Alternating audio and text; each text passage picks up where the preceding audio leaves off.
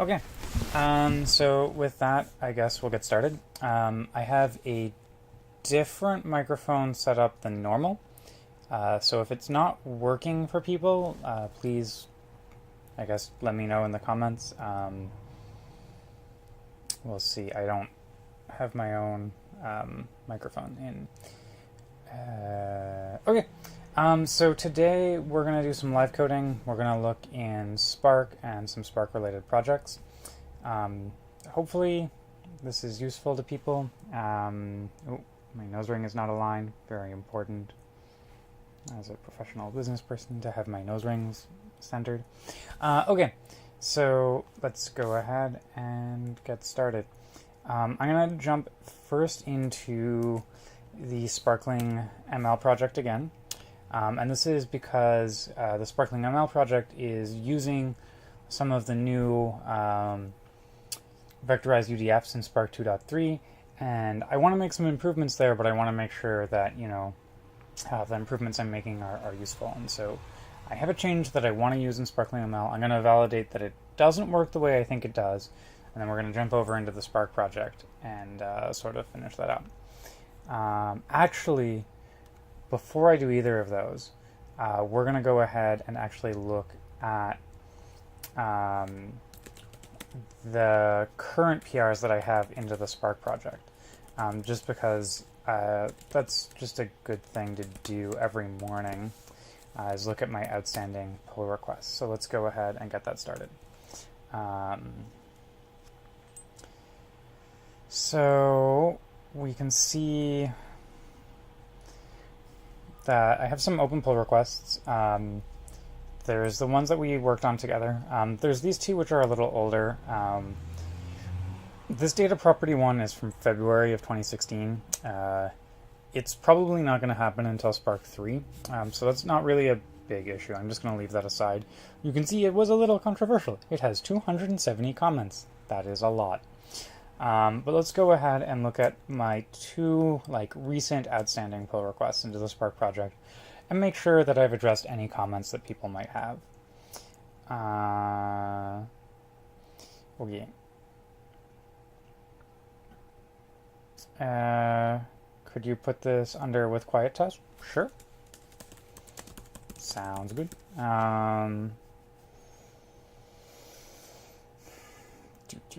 Let's go ahead and respond to Ryan's comment. It also looks like it fails Python style tests, so that's bad, and we should go ahead and fix that. I think, as you may remember if you tuned in last week's live coding session, I was in a bit of a hurry just because of how life is. And so I'm checking out the Kubeflow project, but we're going to go into Spark right now. Git branch. Okay, git diff. I just want to... Oh, I meant to make that change. Check the actual model. This is in the other PR, and it looks like that worked fine. Okay, so that's great.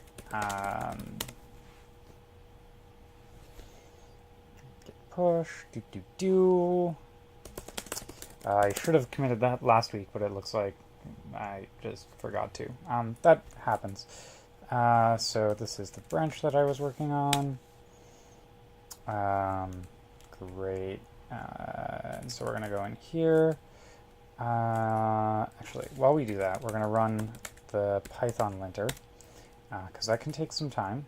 And we'll go ahead and address Brian's comment while that's running. So SQL tests.py. So I like using Magit, and it lets me do this find in file. And so I just start typing the name of the file and I tab complete. A lot of other people prefer using things like Enzyme.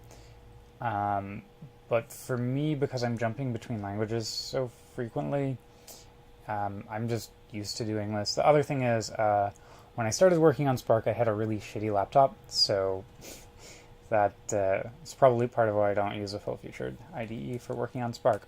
But if you do, that's totally awesome. This is just like a sort of habit thing for myself. And as we can see, the Python linting script is taking a fair amount of time to run. And so let's go, we want the test.py that's in the sequels file, sequels directory. And Brian's comment said, with quiet test. Quiet. Help if I can spell quiet. So I want to just go double check. Cool. And that is line 3985. Okay. Yeehaw. Yeehaw. Yeehaw. Okay, cool. So that should do it for Brian. Okay, cool. And it looks like functions.py. I could have sworn I checked this, but sometimes when I'm in a rush, I forget to recheck things. Okay, 2213. Oh.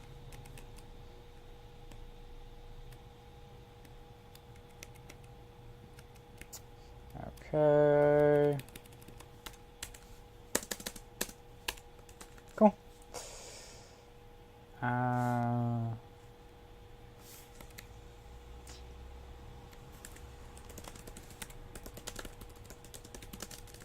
Fix long line. Okay, cool. So that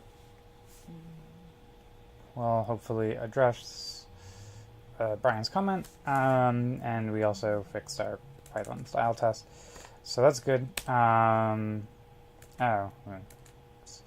Okay. Let's go back. The other one that we had was this PMML one. I don't really expect to see any comments here. Yeah, okay, there's just the one from Brian. I meant to update it, but it looks like I didn't do my push correctly. So that's fine. We'll leave that to run, and it says the test passed. Wait, that is way too fast. Oh, okay, cool. This is just specifically the Kubernetes one. Cool. Because the actual Spark test suite takes a hell of a longer than 34 seconds. And if it was running in 34 seconds, that would be an issue that we want to bring to the dev list so other people were aware that CI was broken. But this looks like it's just running one specific test. Okay, cool. That's good. That's progress. So now we're going to go ahead and we're going to jump back into Sparkling ML.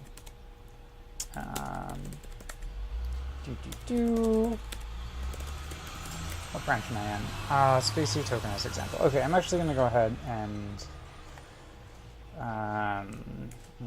get remote, get fetch.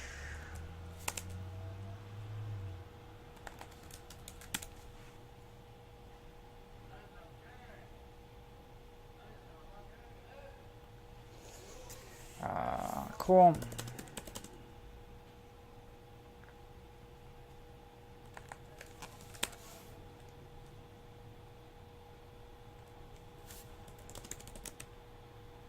Yeah, alright, so we're gonna check out master again.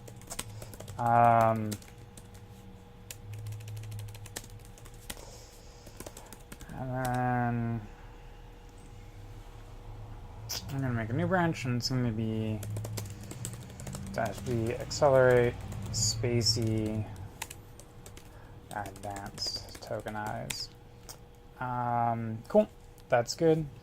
That's more or less what we would expect. So let's go in here. We're going to jump over into Sparkling ML. Jump into SRC. Oh no, I don't want the Scala code right just this second. Sparkling ML. Oof. I haven't had a full cup of coffee yet, so also if I just space out, don't worry. So this one here is Sterling plus K, no, Spacey Magic, Spacey Tokenize, Spacey Advanced Tokenize. So the map type isn't supported, or at least that's what the documentation we wrote says. And so one of the other options is, instead of using a map type here, in the area that I've highlighted, we could use a struct type and just be explicit about our fields. And so essentially what this is this spacey token to dict field is essentially we're returning a dictionary. And the problem is that we can't return dictionaries right now in the accelerated UDFs. Like the natural one to do would be a map type with strings, assuming everything was strings. It's not. And so, or more accurately, we don't support map types, so we can't use that. The other one that we could do, which would be, in my opinion, a little less natural, it would be more structured though, is instead of a map type here, we could go ahead and use a struct type, but struct types are also not supported, at least according to the documentation. However, after last week's adventure where the documentation told us something wasn't supported, I went in to go and try and add support for it. Turns out the documentation was just out of date. We're going to validate first here really quickly because it's a lot faster to validate in this project that this just doesn't work, and then we're going to go ahead and fix it in the Spark project. So let's go ahead and do that.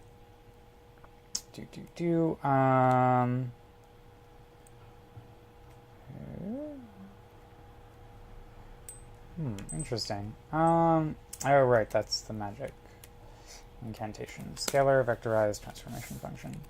And this is the one which will change the return type from the regular UDFs to the special vectorized UDFs, and now we would expect our tests to fail if I have written them correctly. And if I haven't written them correctly, we can fix the test suite while I'm here. And so I'm going to go ahead. I'm feeling lazy. Oh, I need to activate my Python environment. Because I work in multiple projects with slightly different requirements. Yeah, I'm going to... I keep different virtual-envs around just so that I don't have to keep switching between them all the time. I'm just going to go ahead and run this one.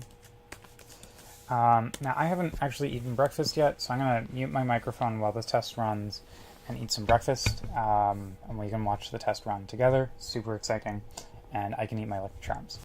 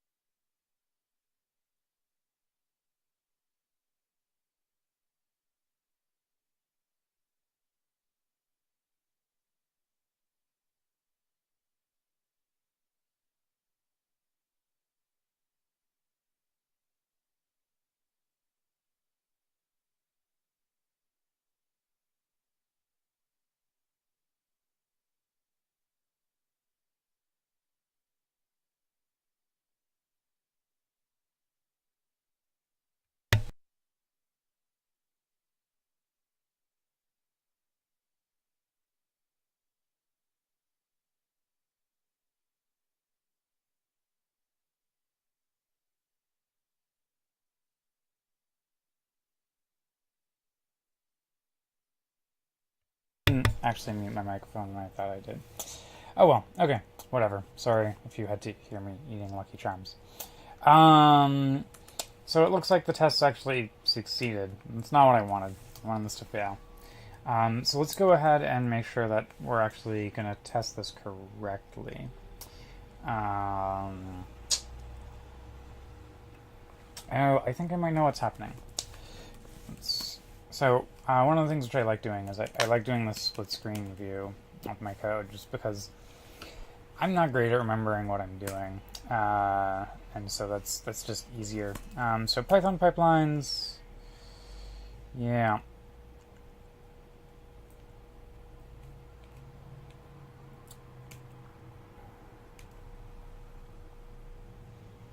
Yeah, this really shouldn't work because it's assuming a lot of things which aren't true. Okay. Oh, screwed that one up. That's fine. So, okay, we need to go ahead, swap this over. This would have only impacted the Java side. I forgot that you don't actually have a intelligent base class here, which should probably be on my to-do list, but I'm kind of lazy. Okay.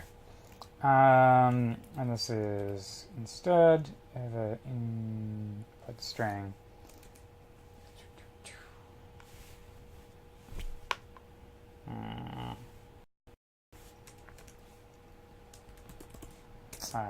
Input series. One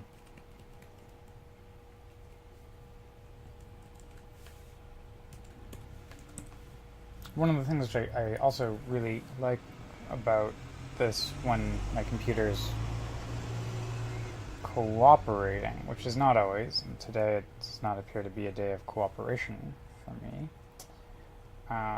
because normally it does not take 5 minutes to save a single text file. Come on, Emacs.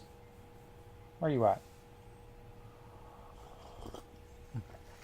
Is putting the two buffers up side by side, which are the same buffer, because I need to go and look at what I did. Yeah, okay. So instead,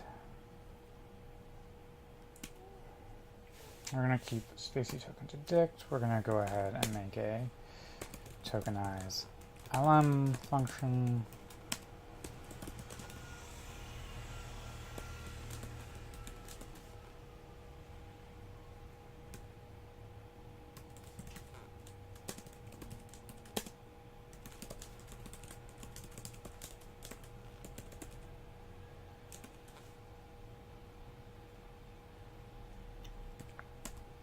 Okay, so then we have the spacey token to dict function, which will get called on, yep, NLP Unicode LM. That should do the trick. Input series dot apply tokenize LM. Now it should fail, but it should fail in a very specific way.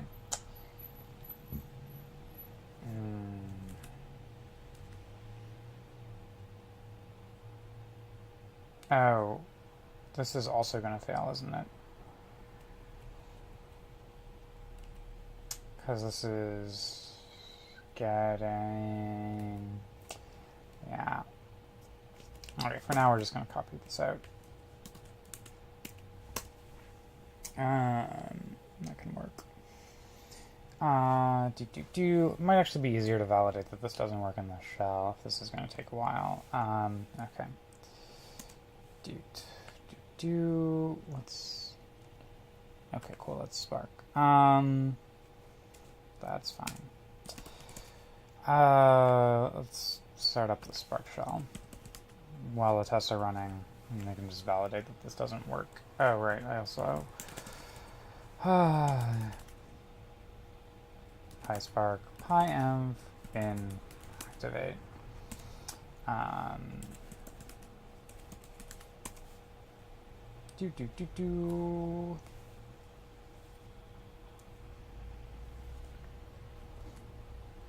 So we can go ahead and just write a function that I expect to fail in the shell. Although, once again, my poor little computer is maybe not super ready for this. Okay, cool. Actually, I don't need that. I just need these two imports. Pandas UDF. Oh, yeah.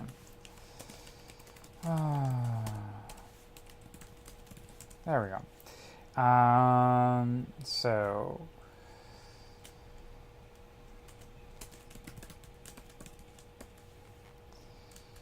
VF is going to be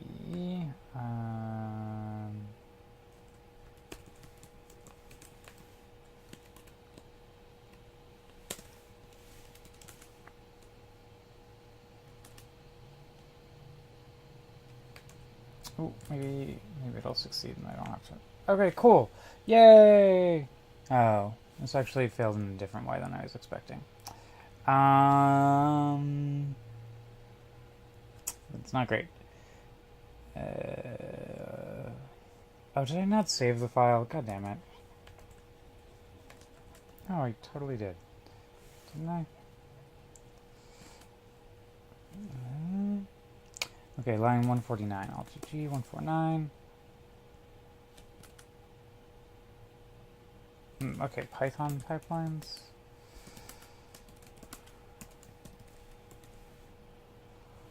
$149. Oh, cool. Okay. So yeah, that does cool. There we go. That is it. It's just that because it was a doc test, there was another failure here. So we can see return type Scholar PanderSUDF does not like array type map type. So that's great. We can go ahead and fix that. We could go after structtype first. I'm not actually sure which one we're going to want to do because I'm lazy and I'm going to want to do whichever one's easier. But yeah, we're going to go ahead and jump back into the Spark project. So that's great. Cool.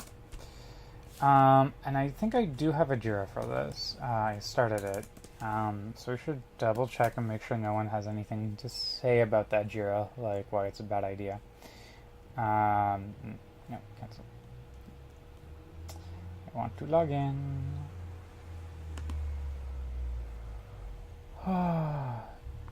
Yes? I'm logging in. Whatever. Issues. Reported by me.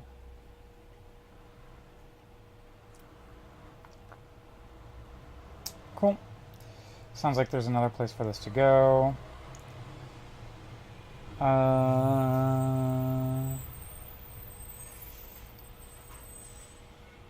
Yeah. So, yeah. It's a good question. So, one of the other people who's working on Spark has the idea that this might belong under a different JIRA.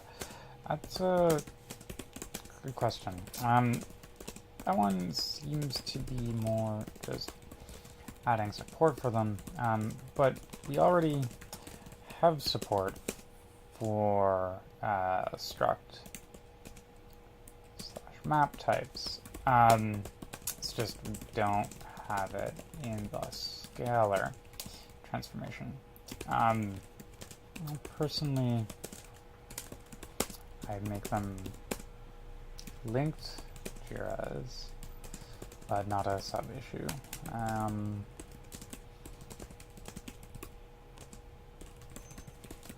Cool. And so this is just, yeah, I mean, these things are clearly related, but, you know, this one is a little different.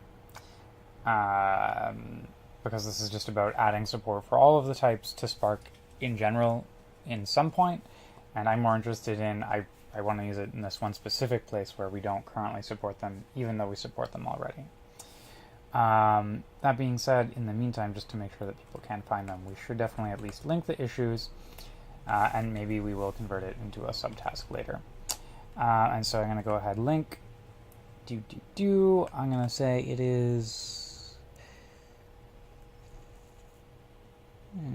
it relates to this JIRA.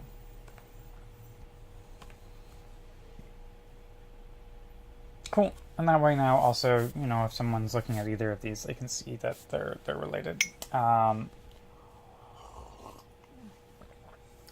of the things to do, which I mean I haven't done before because I've mostly been working in areas where no one else cares, is if you're working in an area where multiple people are working on this, it's considered polite to leave a comment that you're going to sort of start working on it. In some other projects, it might be polite to assign the issue to yourself, but in Spark, we don't normally do that. So instead, we're going to go ahead and just say, I'm going to take a quick crack at this. I'm going to take a quick crack at this this week. That's just, you know, it's not a lock. Like, other people can come in and obviously work on this, but it's saying, like, hey, what's up? If you are going to work on this issue, like, maybe please let me know so that we can coordinate. And that way we just avoid duplicating work, which is one of the things which can happen in open source projects. You know, we get this weird thing where, like, 3 people want to implement the same feature, but no one wants to fix the bug. Just like in commercial products. Okay. Honestly, though, I don't think there's going to be a lot of interest in doing this from other people. But that's great. So structtype or maptype. This is structtype and maptype. For now, I'm going to check this out.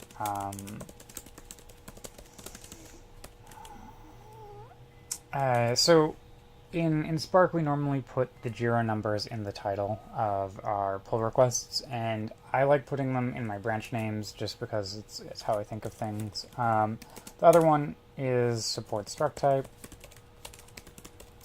and maptype.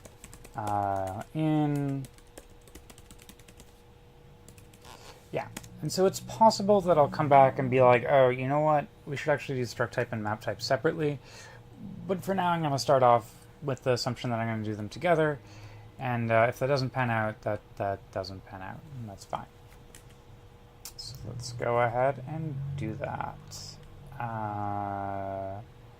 Yeah, we don't care about sparkling ML for a little while, and we can go back into Spark. Cool. Although, actually, I am going to go look in here. This was raised from UDF return type, so we know to start there. Python, PySpark, SQL, UDF, return type. Oh, wait, okay, line 119, okay.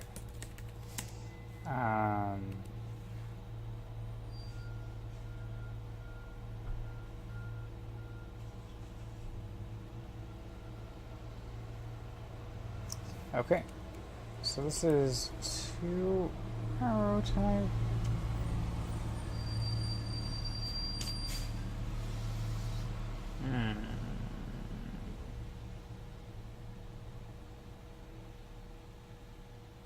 Oh wait, do we actually not already support these? That's quite possible. Let's go double check.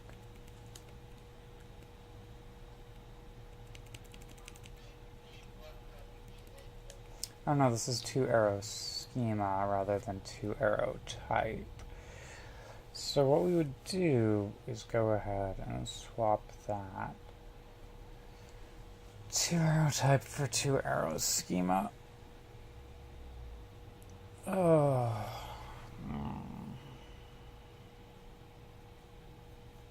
Yeah, it's a party. Let's see how this goes. Let's go find 2 arrow schema.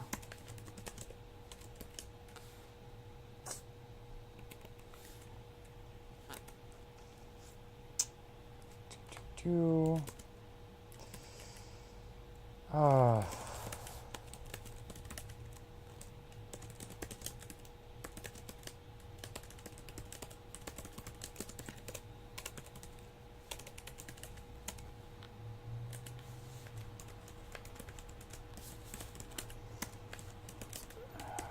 Arrow schema.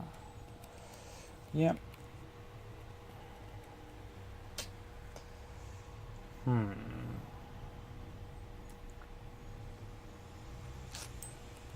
Yeah, this is the nested array type issue that we should definitely also track. That one probably, the nested array type, belongs in this one in our linked issue. Let's double check and make sure that we have support for this mentioned.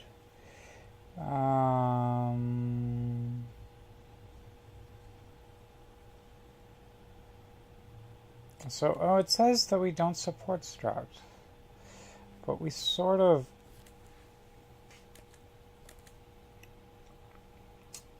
do. This is complicated. Because we can return a struct. Let's go back and look at functions. .py.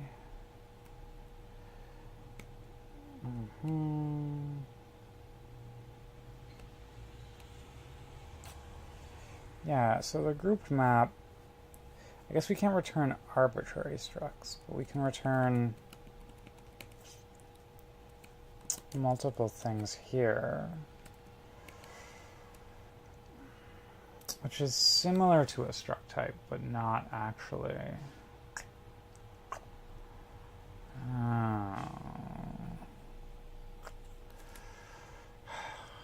Fuck.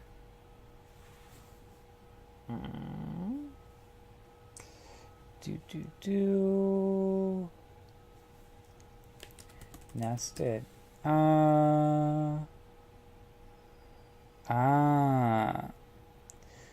Okay. Yeah. So arrays are listed as cross-off, but it seems like we don't currently handle nested arrays.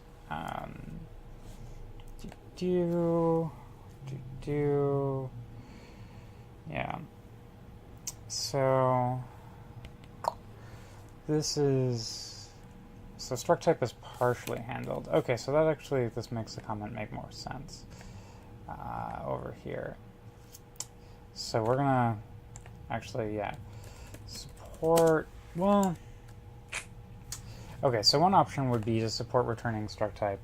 The other type would be to support returning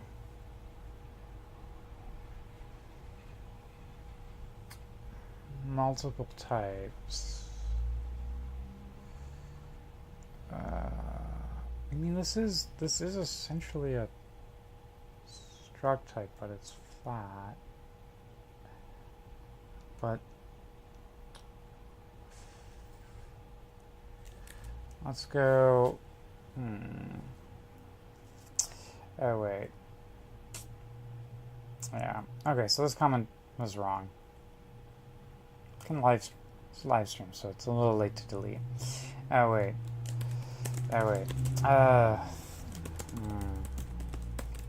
Our support of struct type. I'll rephrase this as just supporting returning. Oh, this is a struct type here. Struct type to the level supported in grouped map. There we go. So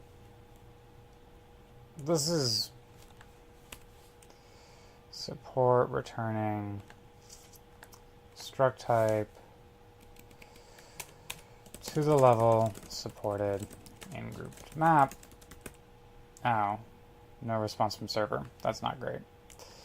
Let's go ahead and reload the JIRA and see if it saved my comments. My phone also made a buzzing noise. I lost it, though. Oh, my phone is behind me.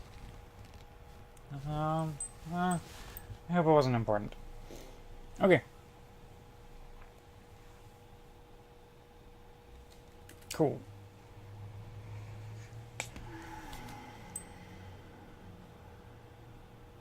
So this is like not super progress, but close enough. Okay.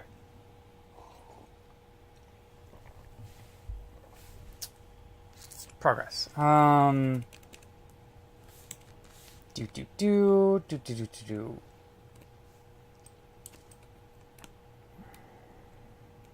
Where was I? Oh yeah, function. Have I made any changes yet? Get diff. No, god damn it. Okay, listen, functions.py, and it's 2 arrow. Oh, udf.py. 2 arrow type. So we go ahead and we swap 2 arrow type in with 2 arrow schema. Yeehaw. Although on the Java side, we're definitely going to have to go and change some other things. But that's a start.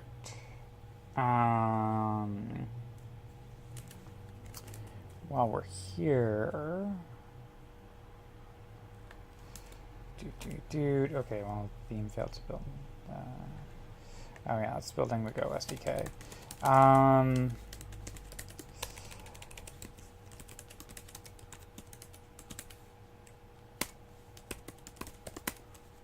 just want to make sure that we have an up-to-date Python, up-to-date jars for Python to build against, because we're going to be probably testing some of that. So that's cool. We will want to go ahead and, yeah, some mixed views on sort of what to do. I could go ahead and write the test, or I could go ahead and put it in a Jupyter notebook where I can just rerun my test iteratively really quickly. I'm going to go ahead and do the Jupyter notebook approach because that sounds like more fun. But I'm going to deactivate this PySpark env because this has something in it. PySpark test pyenv.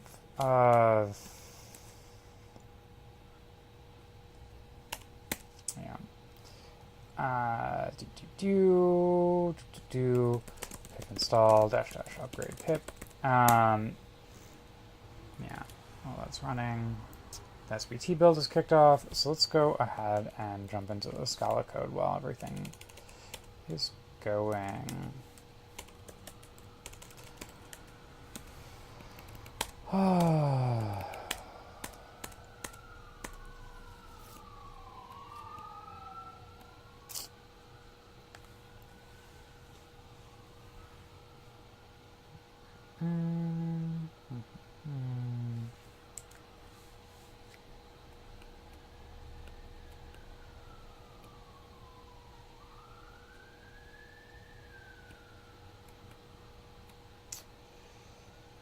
Yeah. Would this just work? I feel like I'm gonna find out why it's not gonna just work in not too long. But I would be incredibly surprised. Oh, damn it. No, I forgot to... Damn it. Oh, PySpark. Test env. Bin activate. Pip install. Upgrade pip. Oh, actually, turns out I have a pretty up-to-date version. So that's nice.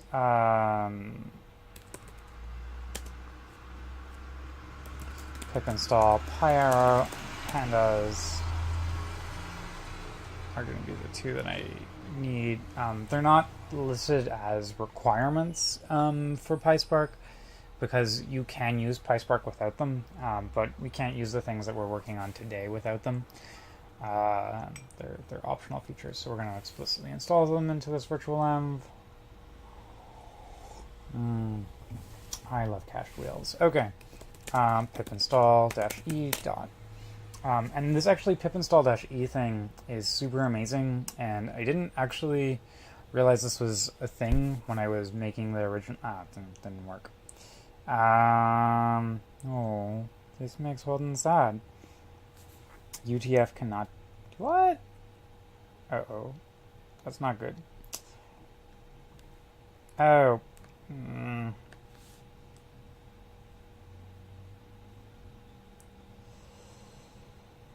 Well, we shouldn't actually need that one. Let's go.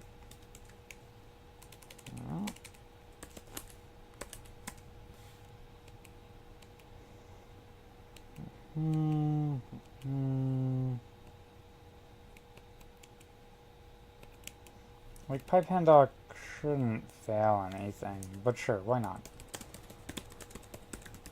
Anyways, installing in edit mode is a thing that I didn't realize you could do, which someone pointed out to me while I was working on this. Not this specific PR, but making Apache Spark pip installable. Okay.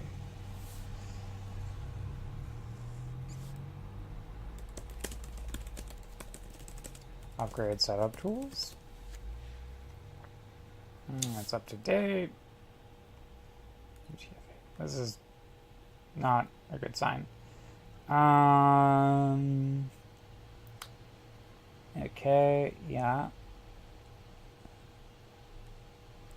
Oh, fuck. Oh.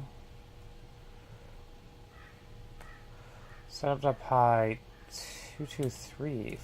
Fuck.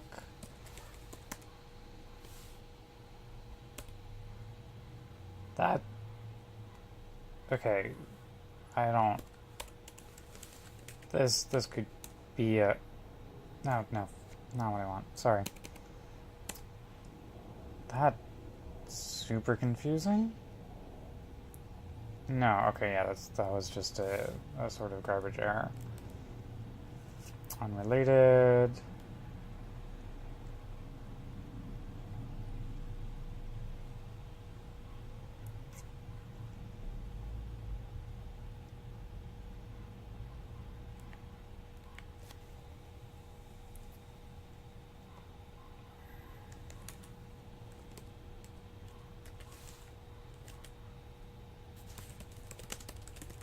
This is Python 2.7, yeah. Pip install -e. This should work. Invalid byte. Why am I getting an invalid byte?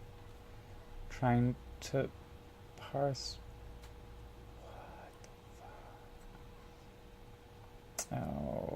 Oh no, okay, so that's just. It's consistently failing on the last line here. Which makes me think that it's not actually failing there.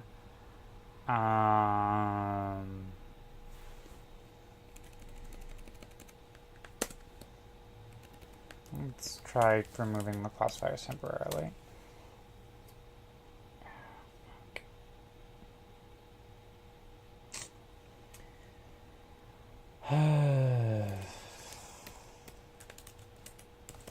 Pip.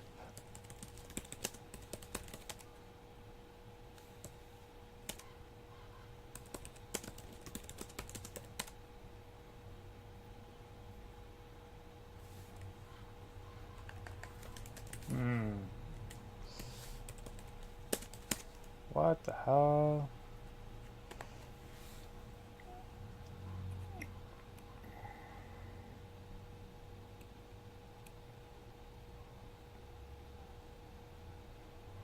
Huh. This.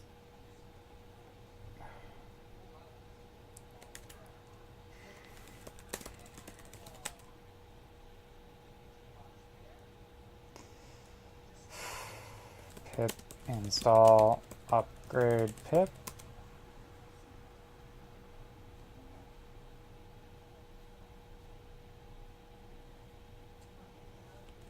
Fuck.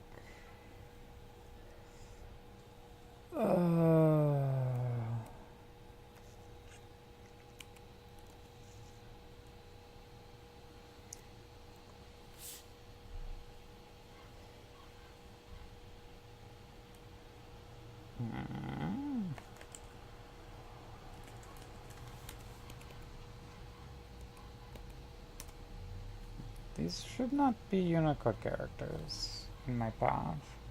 There should not be any weird Unicode characters in the file. Yeah, it's possible my language is broken? That doesn't seem likely. Damn it. Well, I was all happy about pip installing in -e mode and testing there. This should work, but this appears to be probably unrelated to some weird system stuff I have, but I don't see any Unicode characters in my path.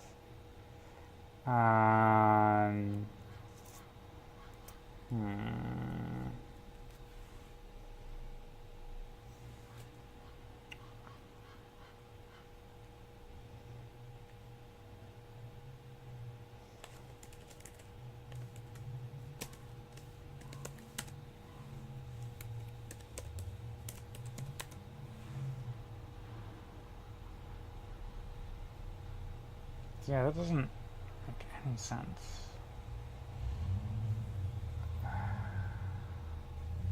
Setup.py is... I'll ask you. Okay, whatever. I guess we're gonna fix this with tests, and I will go down this rabbit hole another day. Yay, software. Okay, that's fine. Let's go into our test directory, and we'll just work with it there, and we'll figure out why. Yeah, okay. This is what happens. Oh, I haven't taken my morning drugs.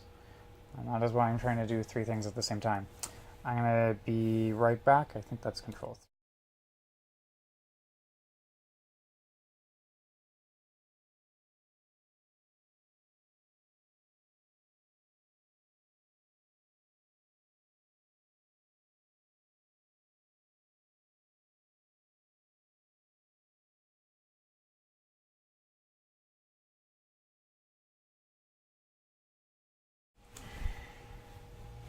Oops. Alright. Cool. Morning drugs are good drugs. Yeah, it's close enough to noon.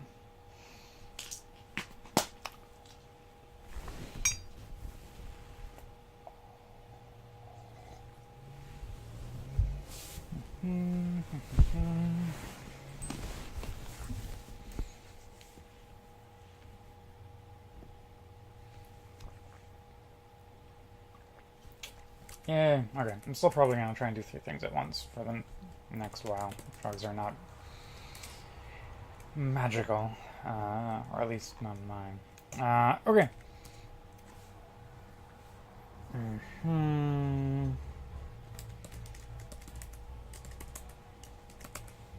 Okay, but we're going to go here, Apache Spark, SQL, desktop.py, our good old friend, that,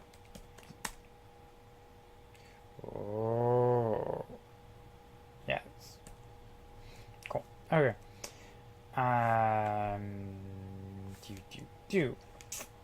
we just need to reload because we changed branches, unless oh god, did I branch from the wrong, fudge. Damn it. I branched from the wrong point, which is unfortunate. Thankfully, it's not like we've actually done a lot of work besides just reading code, so it's fine.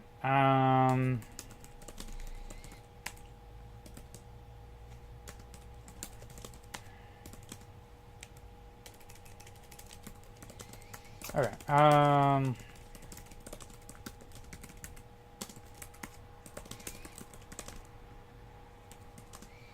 gonna just make a new branch.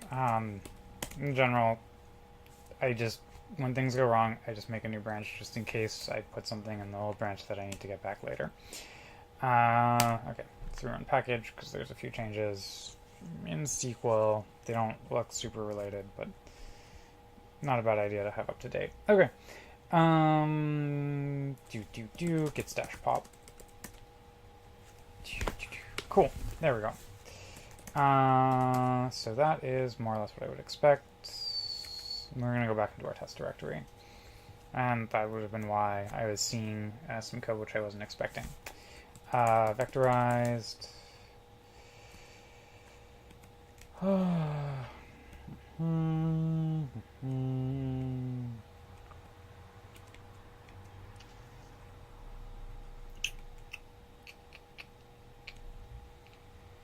GF complex. These are not complex types. These are simple types. Invalid length. Max UDF. Vectorized UDF chain. Oh yeah, okay, cool. That's cool. I'm essentially just going through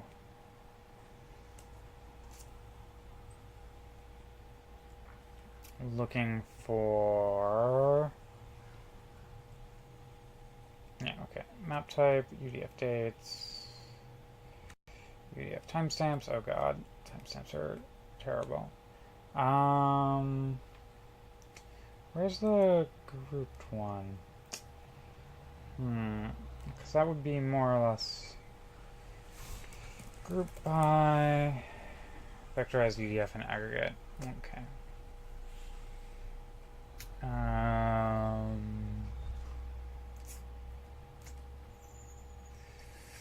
UDF1.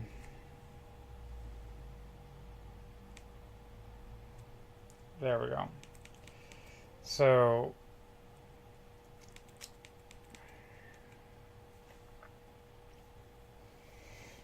essentially we would like this to work. So let's go ahead and copy that test because I am lazy. Cool.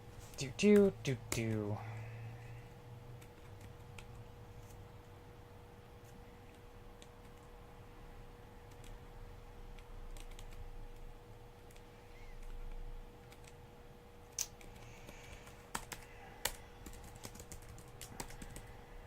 Vectorized UDF struct type.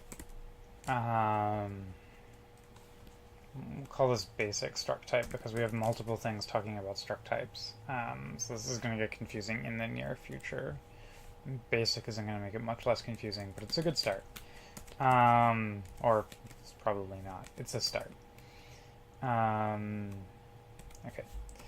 We do not want this to be a group map. We want this to be a scalar. Yay!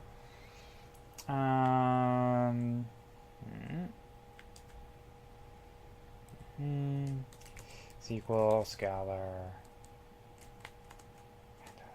Oh no, okay.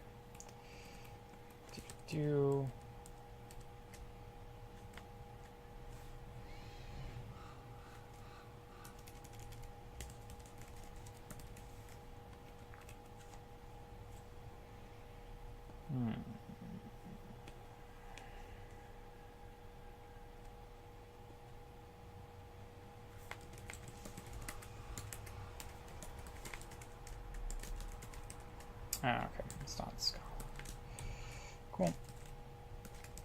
Cool. Okay.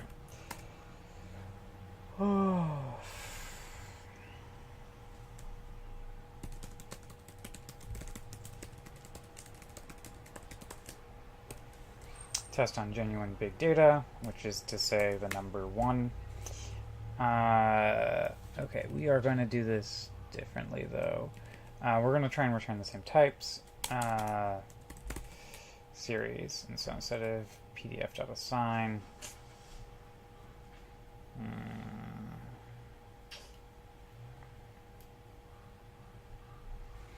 we're going to go series.apply lambda lm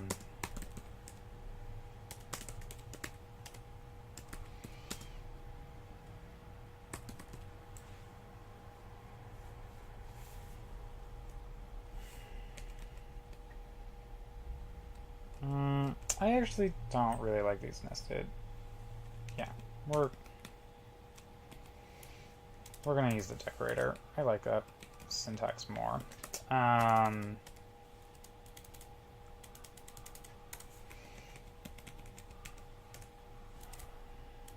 like naming functions. It makes me feel like a better human sometimes, or at least when they're gonna become multi-line functions.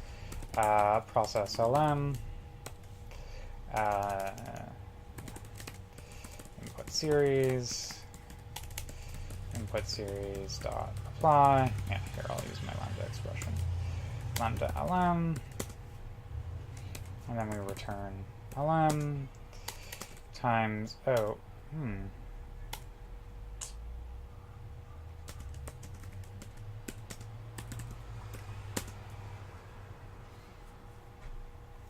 wait.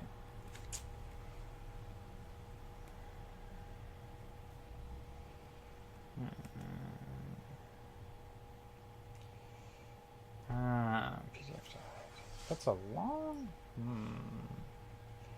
Oh, yeah, okay.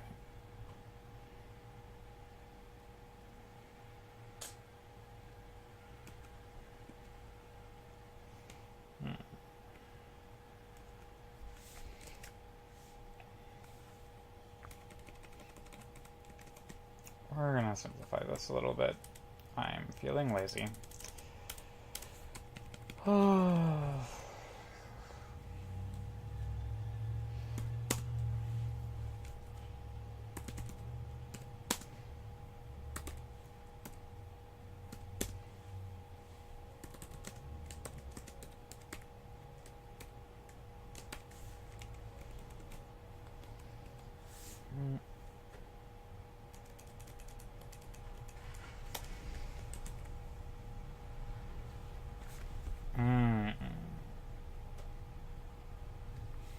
So this is incomplete because we want to make sure that if we name them, they're gonna match up. So let's, okay. To do, hold on. This is just a note to myself so I don't test that when we give the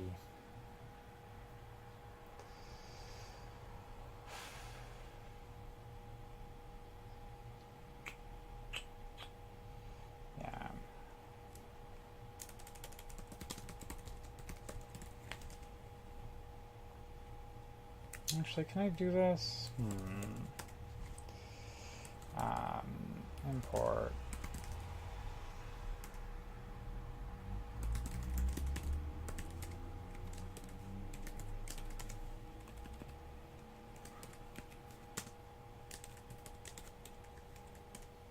Yeah, so that gives me back a D type of object. That's fine. Can I do these Panda series column names? Panda series column name. There we go.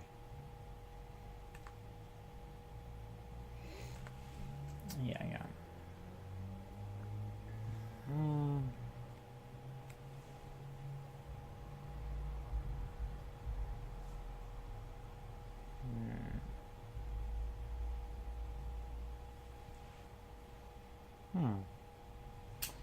It changes the labels though, but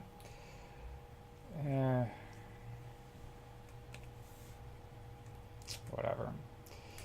Okay.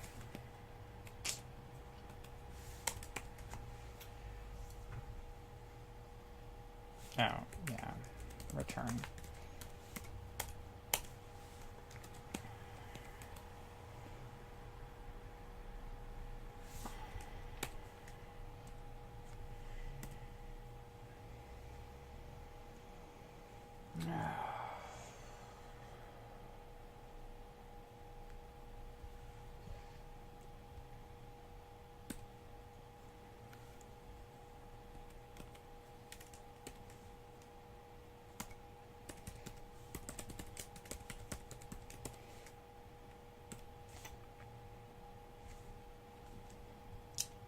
Oh.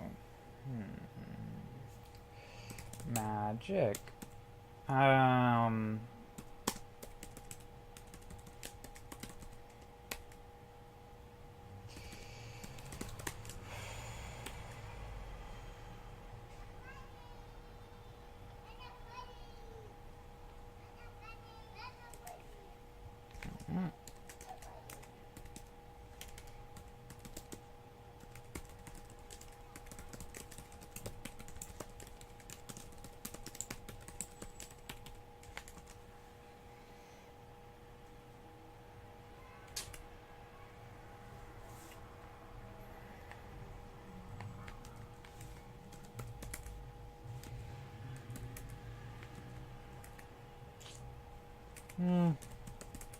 Let's just test this by hand to start with. Oh, right. Okay.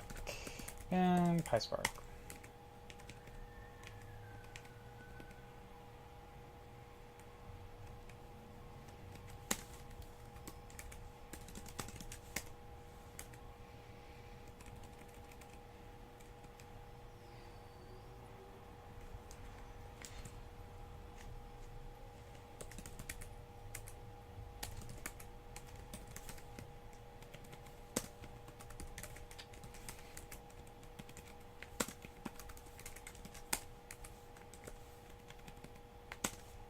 Alright.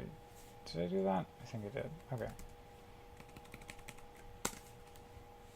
Oh.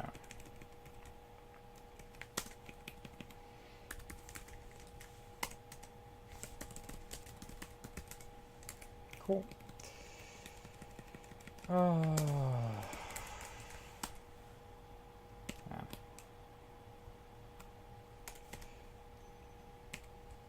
Oh, okay. Got ahead of myself. Do do do do do do do do.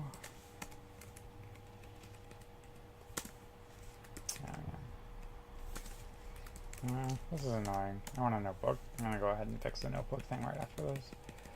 Or fix is maybe not the right word.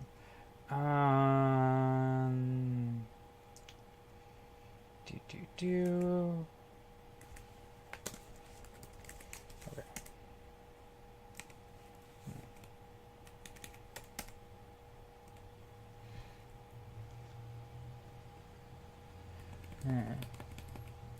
Can't spell for shit. df.schema? Oh, _1. Huh. This works. Yeah, okay, there we go. Yay, unsupported type. There we go. Now we can go ahead and fix this in the Java side. Yay. Cool. Oh no, this is a type error from SQL types. Unsupported type conversion in arrow. Wait. Could have sworn I swapped that around. To arrow type. LGG1606.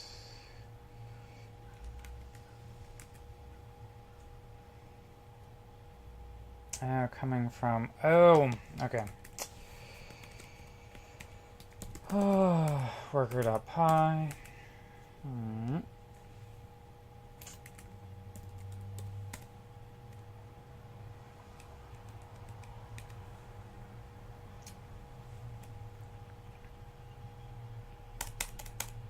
To arrow schema.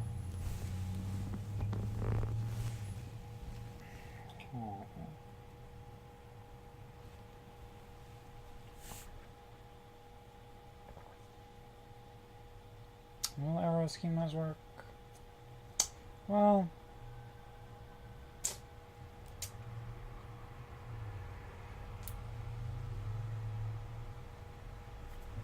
might. That being said, my desire to retype all of that again is pretty much 0. So I'm going to go ahead and figure out what's going on with the pip install. And I'm also going to grab another coffee. So I'm going to switch this to be right back while I fuck around with some of my system settings.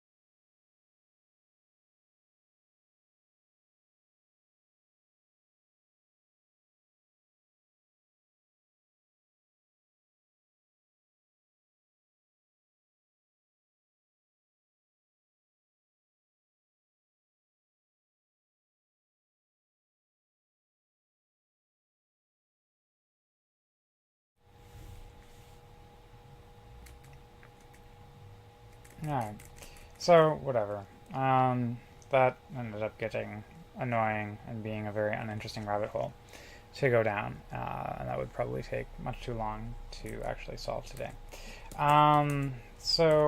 But that's good. We've got 2 parts fixed. Let's see if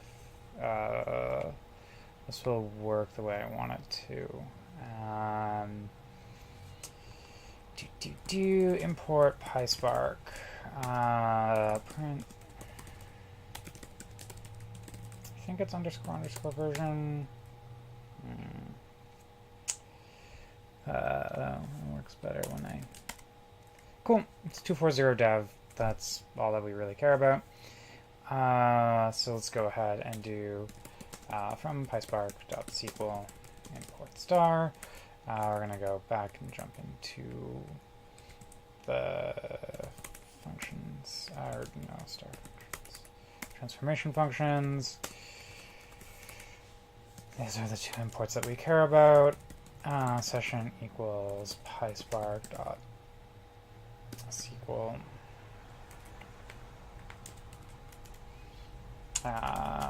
Python. Spark. Python. PySpark. SQL. Session. And dot builder. Okay. Session dot builder dot get or create. Dot session. Dot builder. Dot session dot spark session. Dot builder.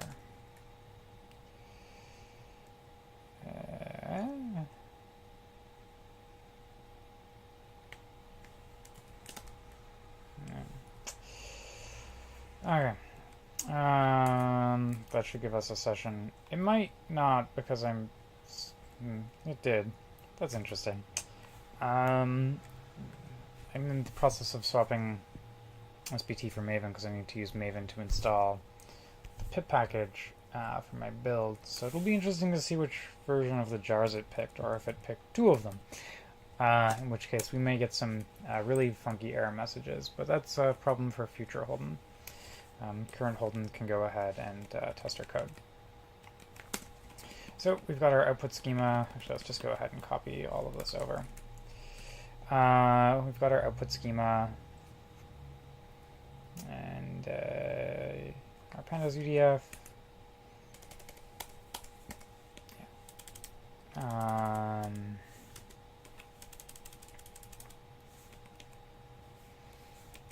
Okay, that'll be one cell. Next cell, define our pandas UDF.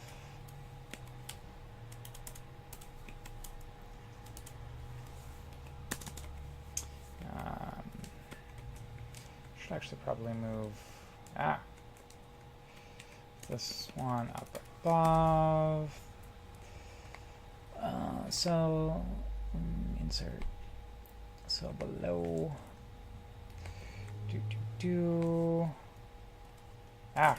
Never what I wanted. Hotkeys very rarely do what I want. Okay, so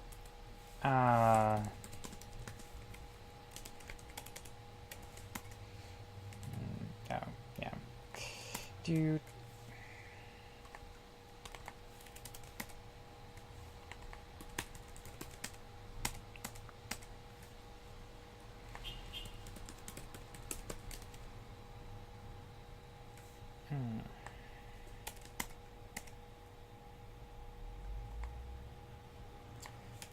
turns out I fixed none of those typos. Let's go ahead and fix those typos while we're here. Process has 1C with does not have an E. Cool.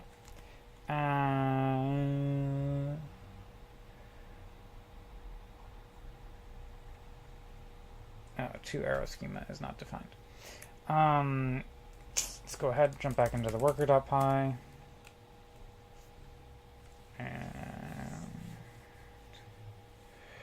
Why does this only have 2 arrow type?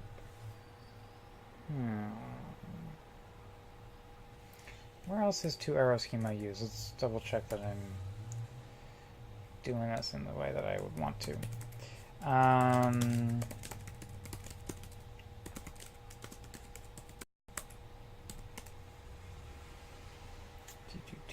Data frame, UDF.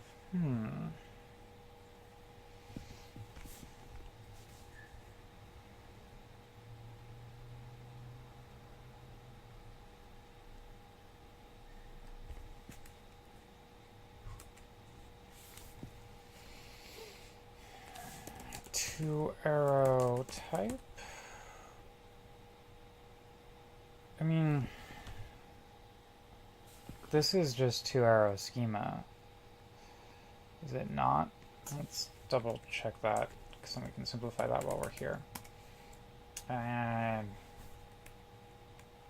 oh, right. That's a list of arrow return types. Oh.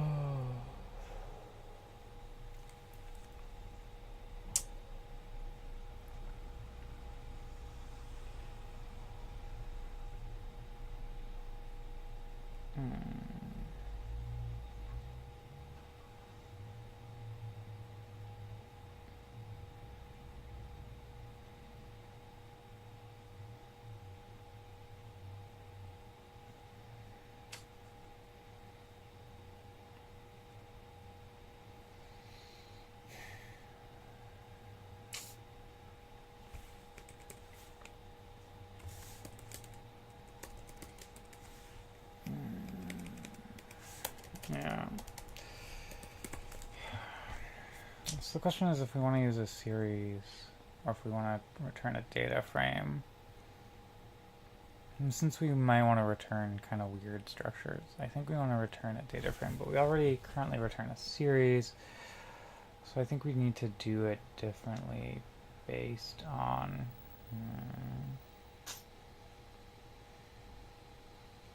So instead of changing scalar,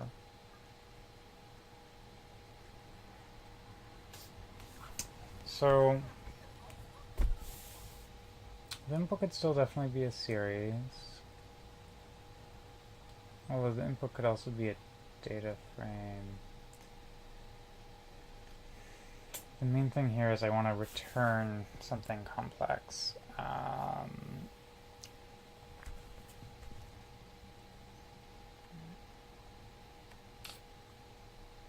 Okay, so we'll keep this as... Okay, so essentially, like, the options are I could try and make it so that group map could be used in other places, and then this actually isn't just a grouped map, it's just a map. And that might actually be the better path to go down. Except... I'm trying to think why this wouldn't work super good. The difference is we have to pass in append as data frame. That should be fine.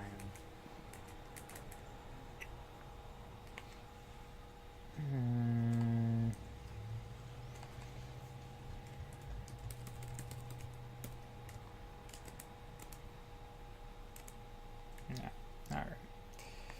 Oh, and this is input.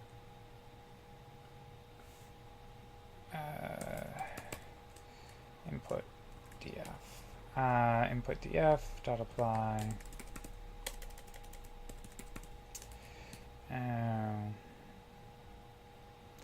Well,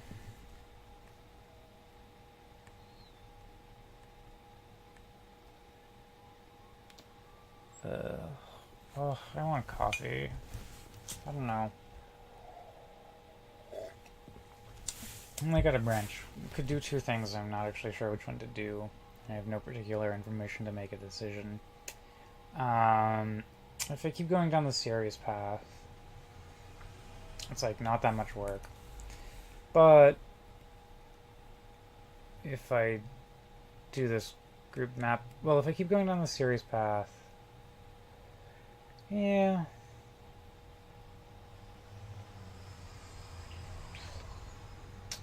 Whatever. I started off down the series path. Let's keep it with the series path for now. and I can find out that it doesn't work for reasons later. Cool.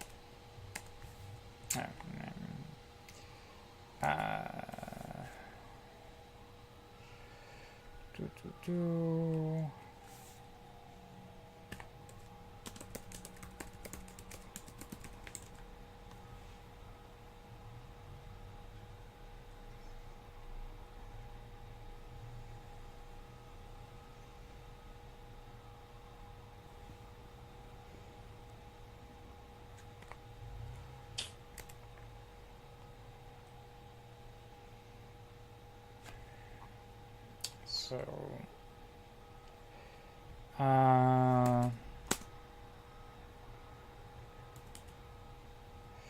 if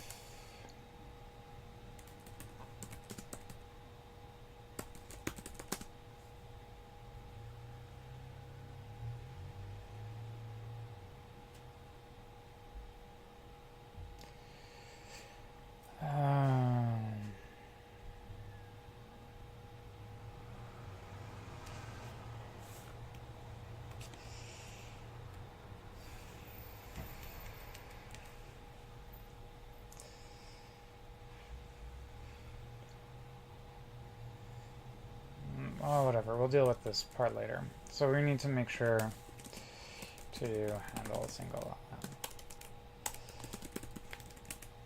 sure. Whatever. Kernel, restart and run all. Yay! Restart and run all cells.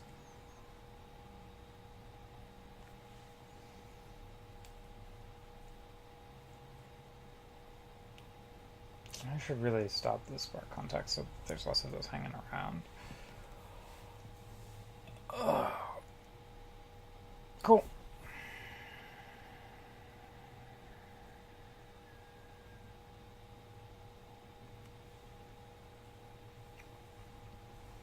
Yeah, okay, so it doesn't like it when I try and give it a series of type object with tuples. So let's go ahead and allow us to return data frames.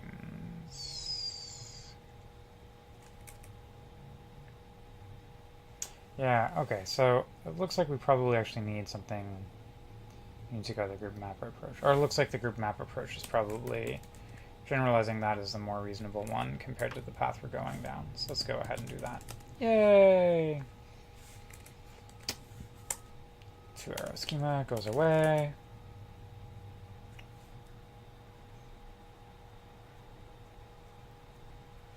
And so the nice thing about that is that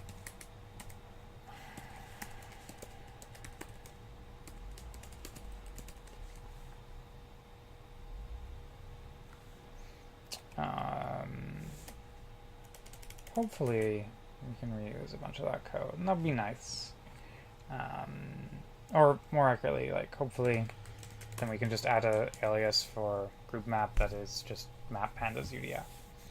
And so that'll be cool. Input df.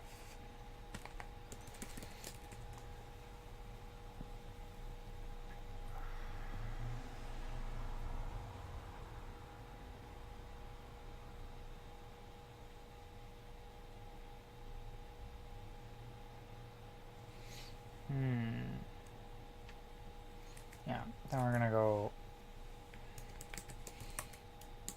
instead of doing dot apply, we're gonna do dot assign.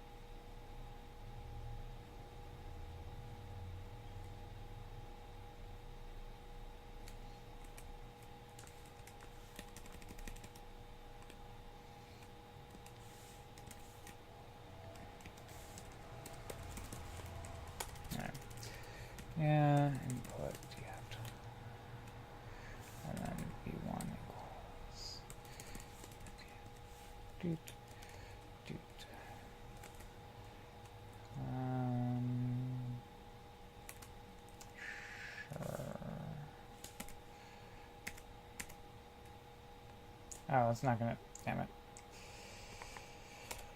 Oh. Grouped map.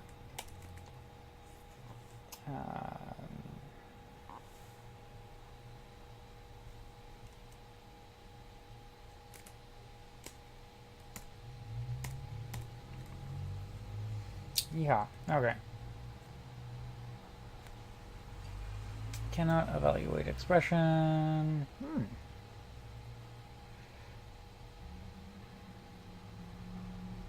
Unavailable. Python UDF, line 46.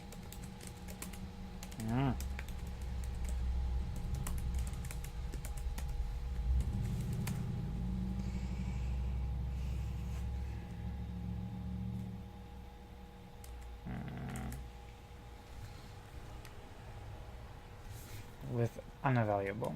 That's, yes. Okay.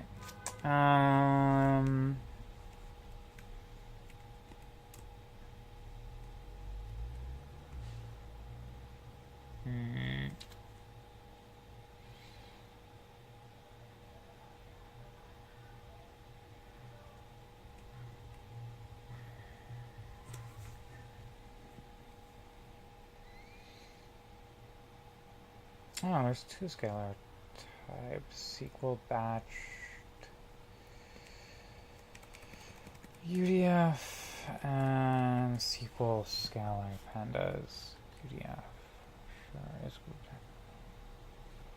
Pandas UDF.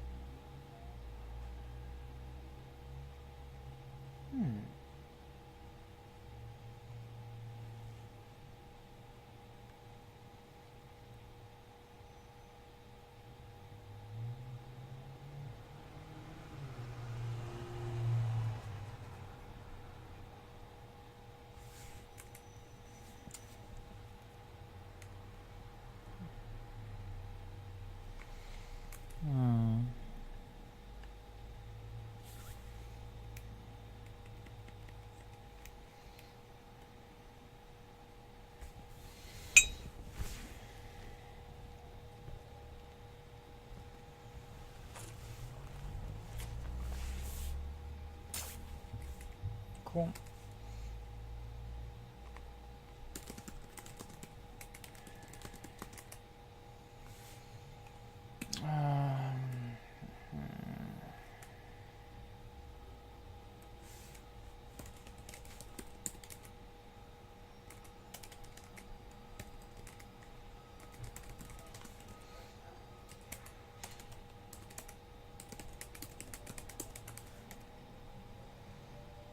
Extract Python UDFs. Okay. Extract Python UDFs.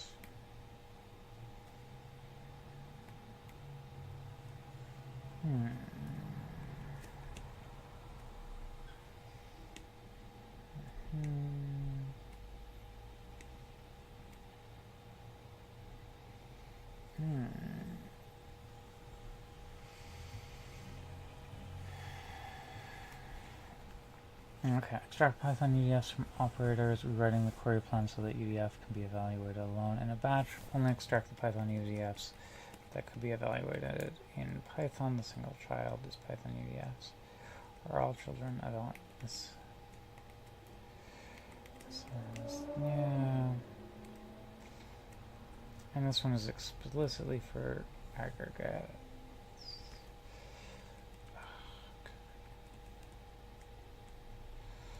Yeah, okay, we have to introduce a new type, which I was hoping I could just take group map and relax its constraints.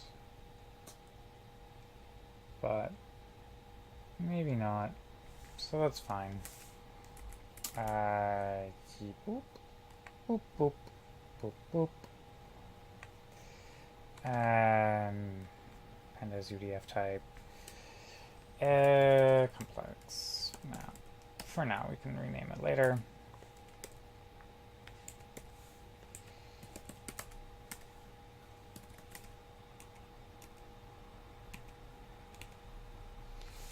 Yeah, okay. Functions.py.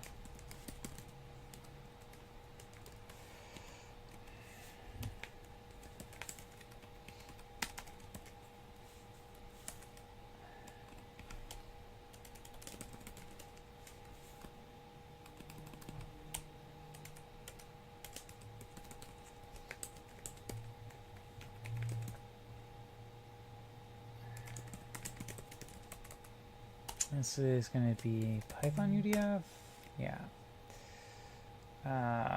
or Python eval type.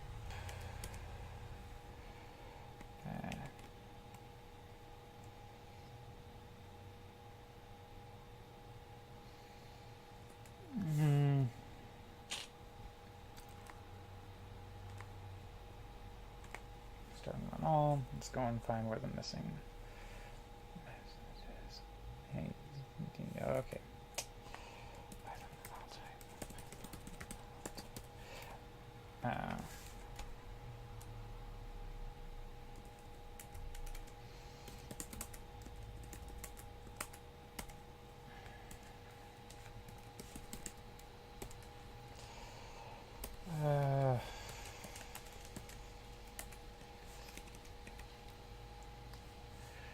Grouped aggregate complex object score map UDF is 203.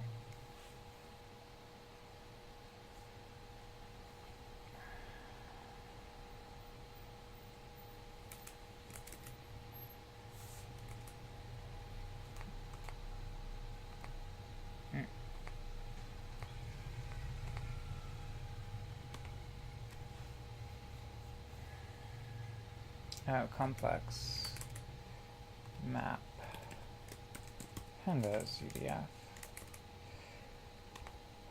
Restart and run all. SQL complex map pandas UDF. SQL no, damn it.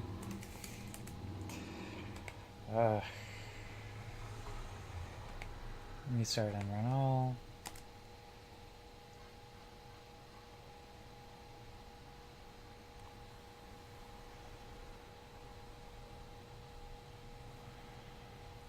Yeah, okay. Yeah, functions.py.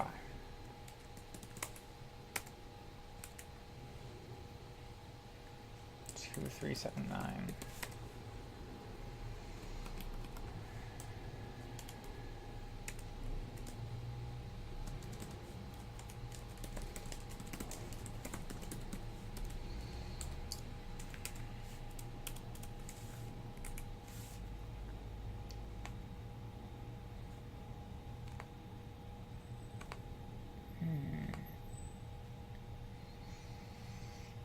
Let's save this because this is probably going to be a longer project than I planned. Save and checkpoint. Oh no, I want to work on pandas complex UDF types. Cool. There we go. Yeehaw. Okay. Py4j error. Awesome. This is more what we would expect, or this is, yeah, what I would expect now.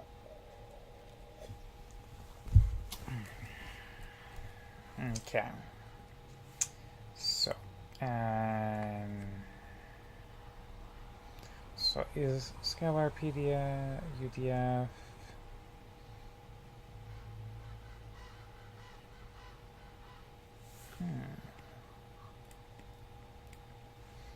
Interesting. This grouped aggregate PDF does not have the grouped map pandas UDF. That is interesting.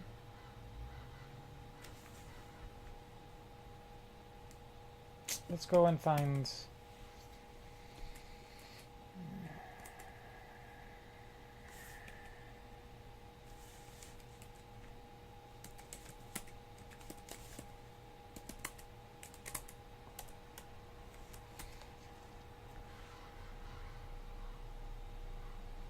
corresponding Python eval type. Okay.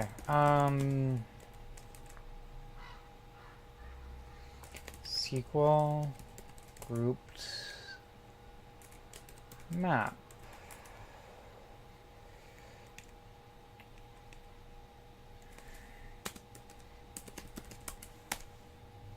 Interesting. Python runner.scala. Python runner.scala inside of Python. Okay.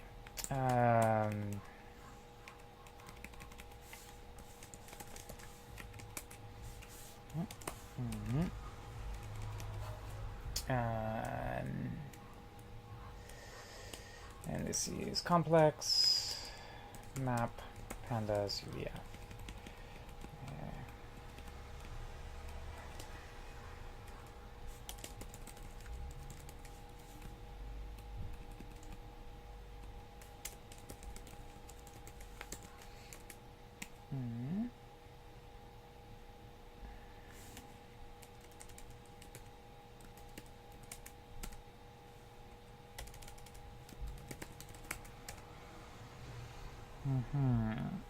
Flat map groups in pandas exec. Okay. Relational grouped data set. Yes, flat map groups in pandas exec. Okay.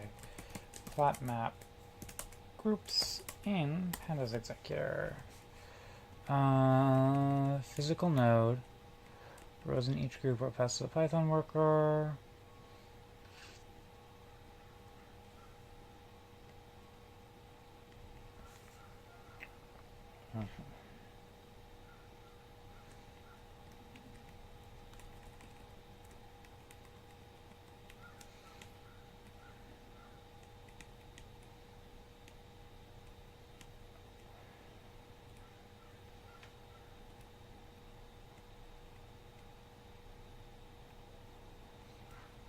Yeah. Okay. So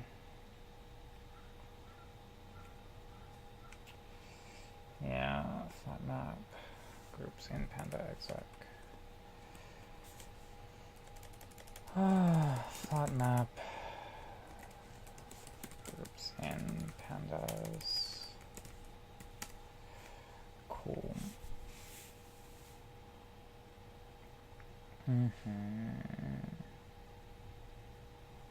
Okay, so this is instead extract Python UDFs. So let's go back into extract Python UDFs.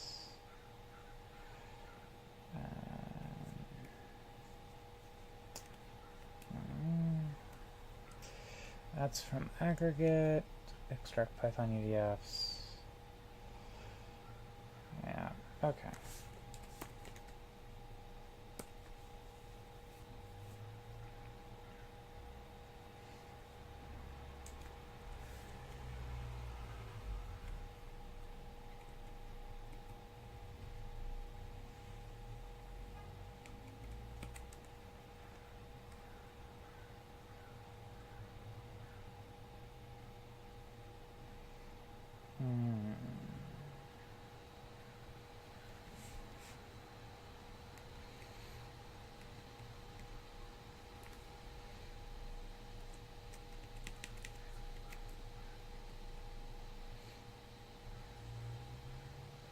Aggregate and pandas exec.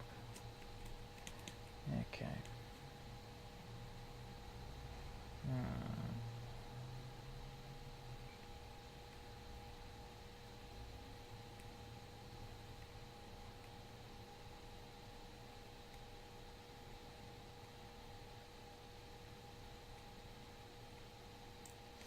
Yeah, okay.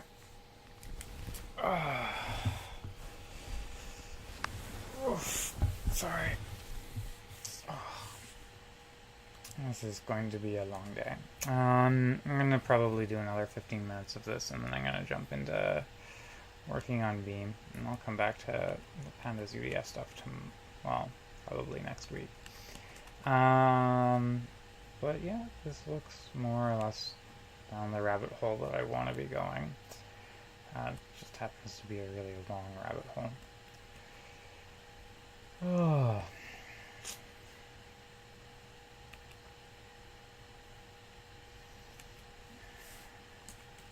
go back into the 3 view, or the 2 view.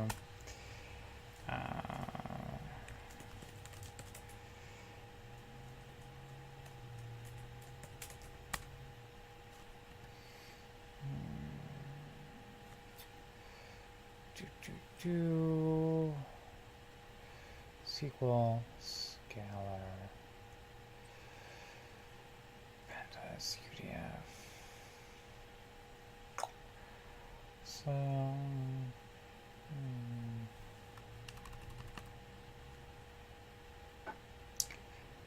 this is somewhere in between. For now, we'll put it in here, and we can deal with that later. Python eval type dot.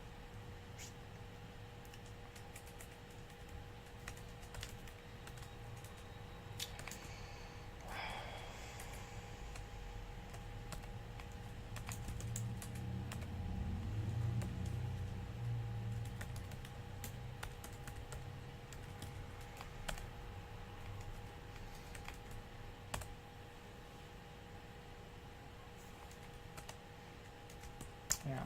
Okay.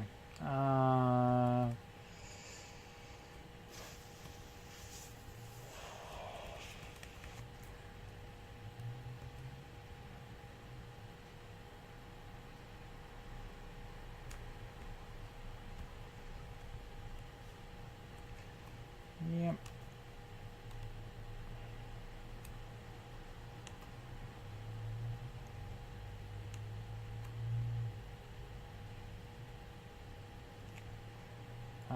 Flatmap groups and pandas exec. Extract Python UDF.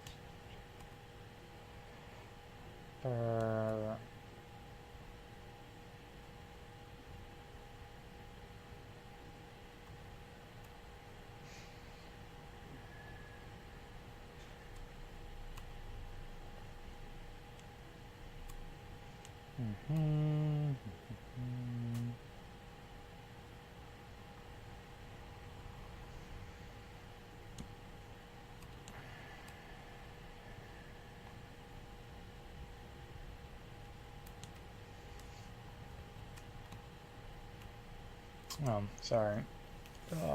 Stop talking. Let's go ahead and because I'm changing Scala code now rather than just using Python code. We can see this build is actually going to take a while, even though we had skip test turned on. The Maven build is just kind of a little too slow, even with Zinc and Surefire turned on.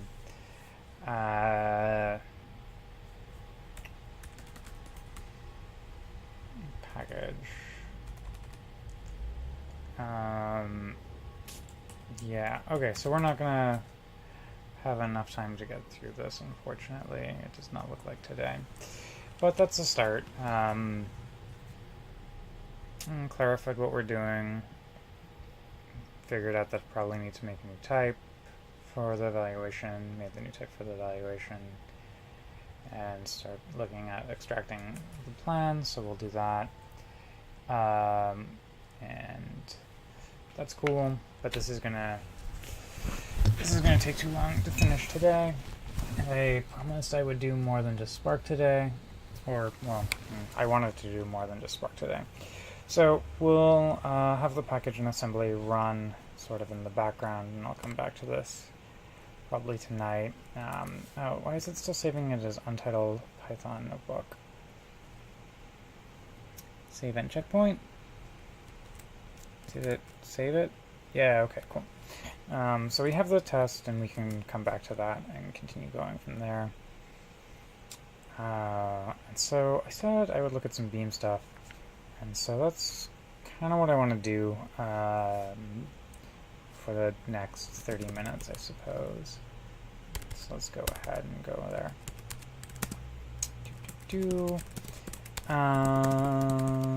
Get branch, okay. Get log March 30th. That's pretty recent, but let's still pull the latest.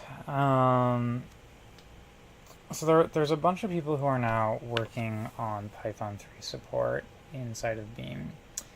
which is exciting, and this is good. It also means that I should avoid stepping on anyone's toes. It also means that I probably should have been doing a better job about keeping my Beam PRs up to date. So we're going to go ahead and take a look at, see if I have any open Beam PRs.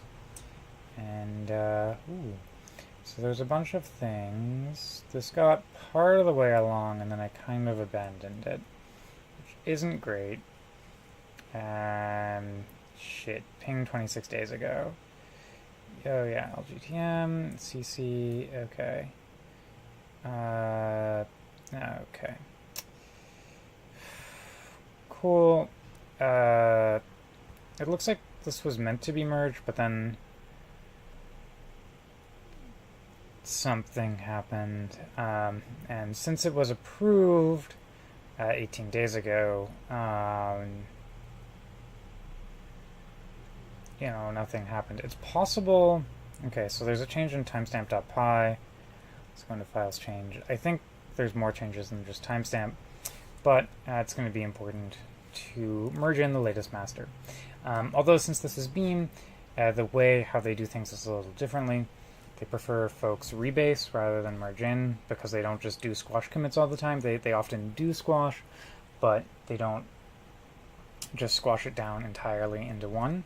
So it's a little different. So we're going to go ahead and git branch. Check out my existing Python 3 CMP usage and rebase this on master. And so I'm going to expect that we're going to see some conflicts because it's GitHub telling me that it won't merge right now cleanly. Thankfully it's saying there's only one file, so I feel optimistic.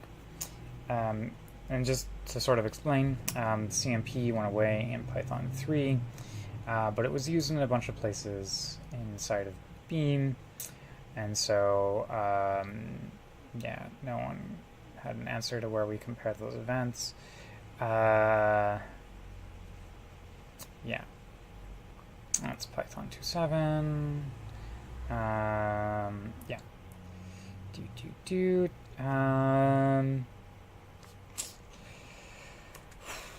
Cool. Now we've got a conflict, and we can go ahead and resolve it. That looks fine. Let's go ahead and jump over into the Beam project. I can write down that I'm working on.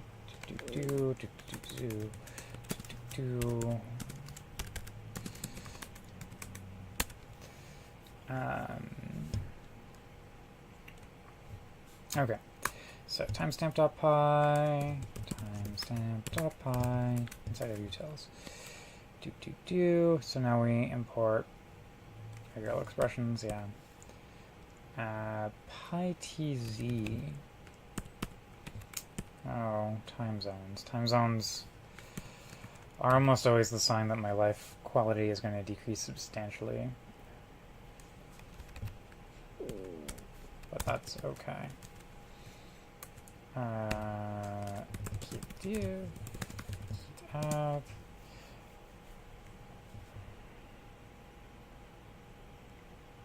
Is that right?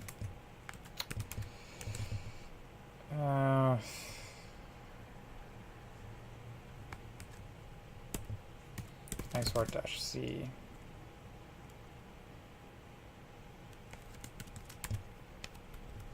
What? Oh, okay.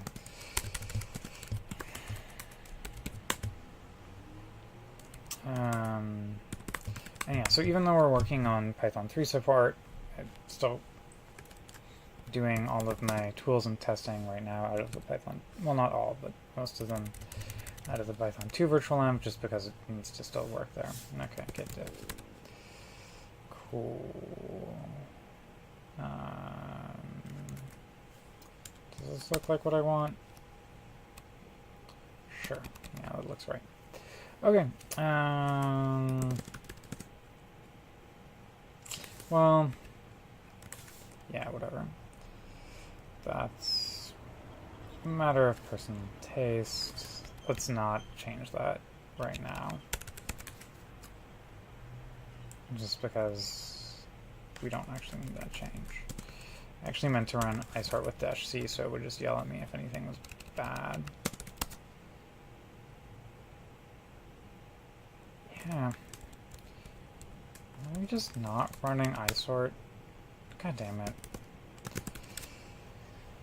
Well, looks like I have to figure out what's going on with Jenkins, because if it's not running isort, then my life could potentially become very sad.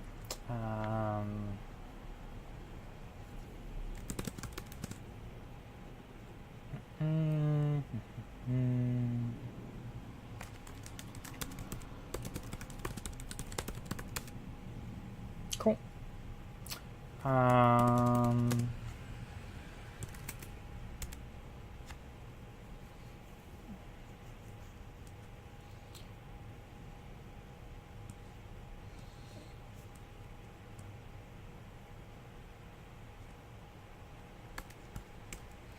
One thing I'm curious is if there's any new uses of CMP which have snuck in.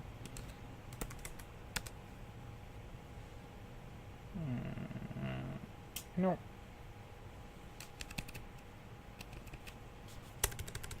That's CMP. Wait. File CMP.cmp.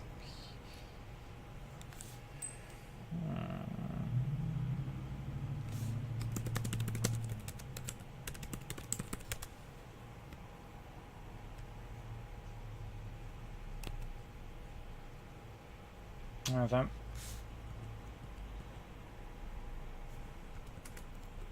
Let's double check file. Yeah. File CMP.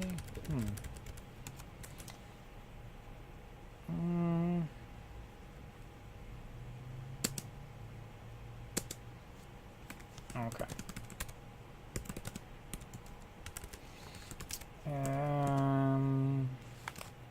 Well, let's.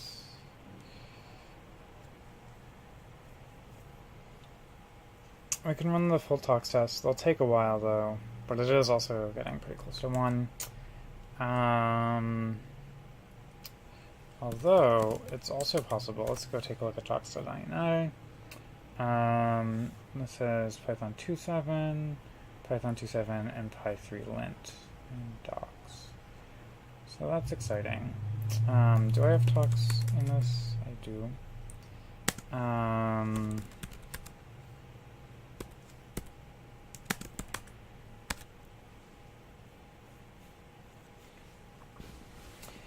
Cool. This will run the tests. Let's actually just go ahead. I feel like wrapping up. So, assuming that this passes, I'm just going to update my pull request.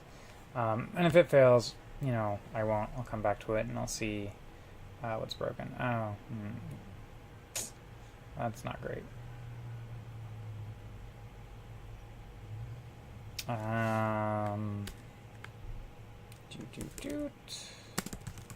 I've installed Dell.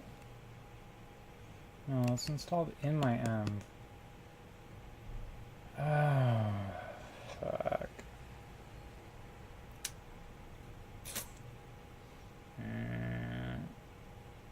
It looks like the tox.ini might be a little out of date or have some assumptions which aren't true on my machine.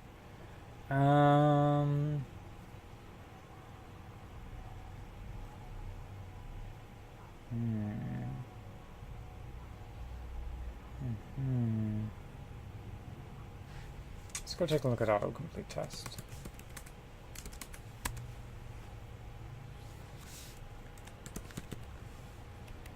Oh, it doesn't explicitly import it. It's just coming in there. Oh, this is running the tox cleanup.sh. Oh, yeah, this stuff was changed recently.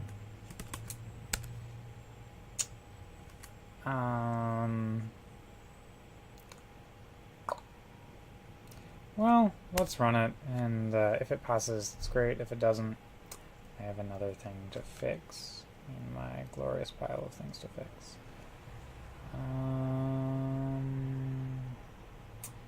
Yeah.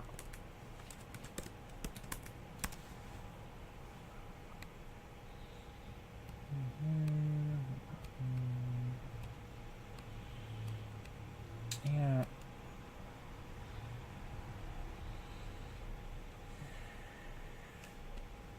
It's not good. Why do I not have the requirements being installed in my talks environment? This makes me sad. Ooh. Oh. Well, let's run talks cleanup.sh. Yeah. Interesting. I wonder if the talks.ini assumes that... Okay, let's go take a look at talks.ini. This is a rabbit hole, but it's a good rabbit hole. Talks.ini requirements.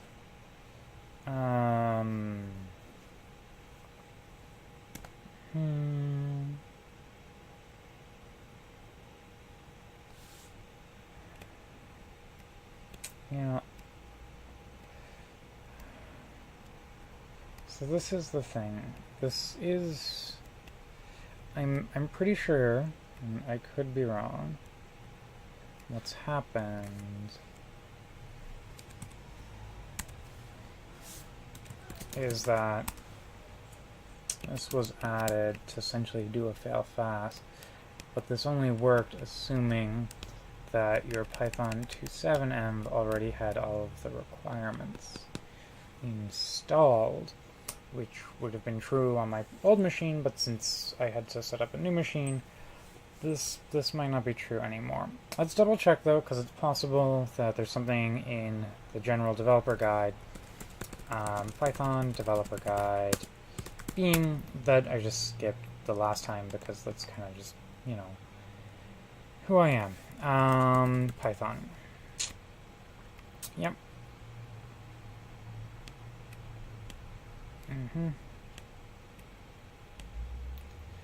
Yep. So this should work. Here's the short version of the story.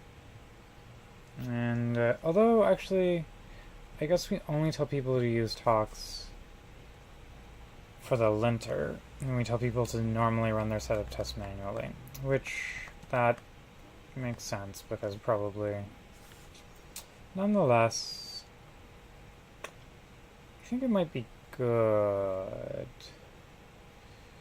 to have the talks environment support, especially if we're going to have people testing with Python 3 code in the future. So this is a JIRA that I can open.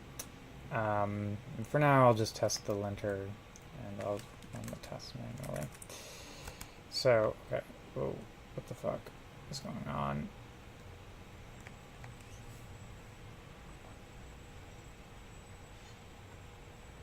Yeah, this is going to take too much work.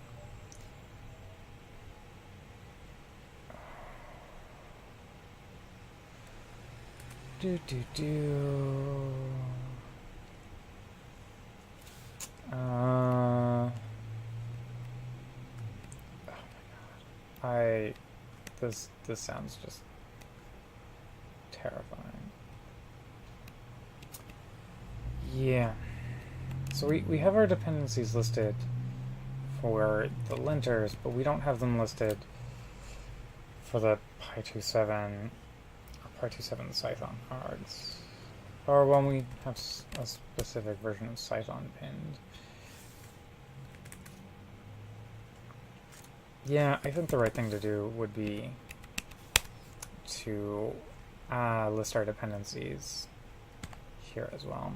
Yeah, I got logged out. Create a new issue. Actually, let's go ahead and search. Talks, INI.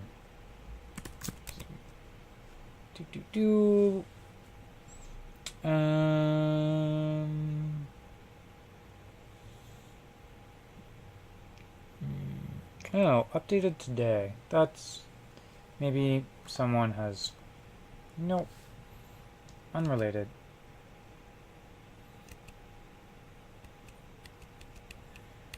Oh, is it?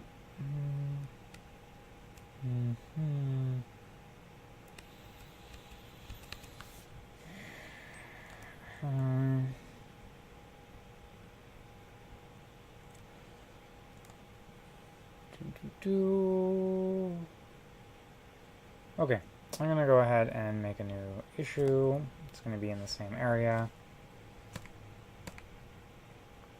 Looks like these are all tasks. Yeah, we'll call... sure.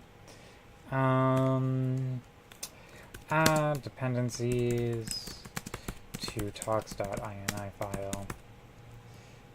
Priority, it's a developer tool improvement of SDK-python-core. Right now, if someone outside of Jenkins wants to run the tests, our dev guide has them run the tests in their current Python env.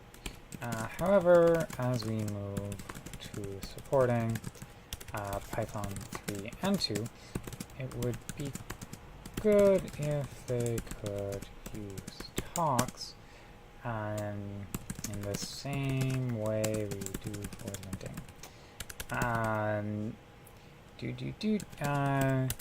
On Jenkins, the dependencies, let's go with requirements, seem to already be installed.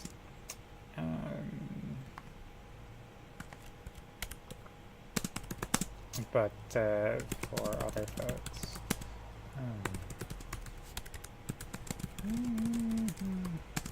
so this thing.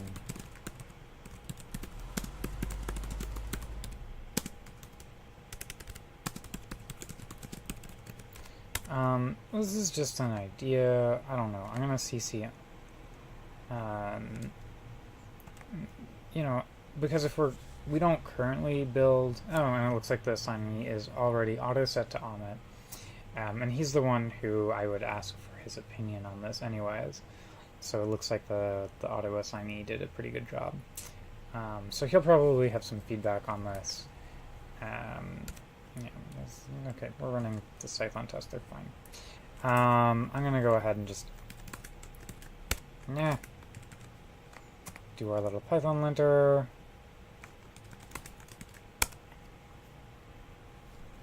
Ooh. Oops. That looks like a thing we need to update. py27-lint and py3-lint. Okay. That's another thing.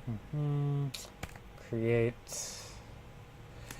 update developer guide to reference new Python linting environments. Minor website SDK. Talks.ini changed, but this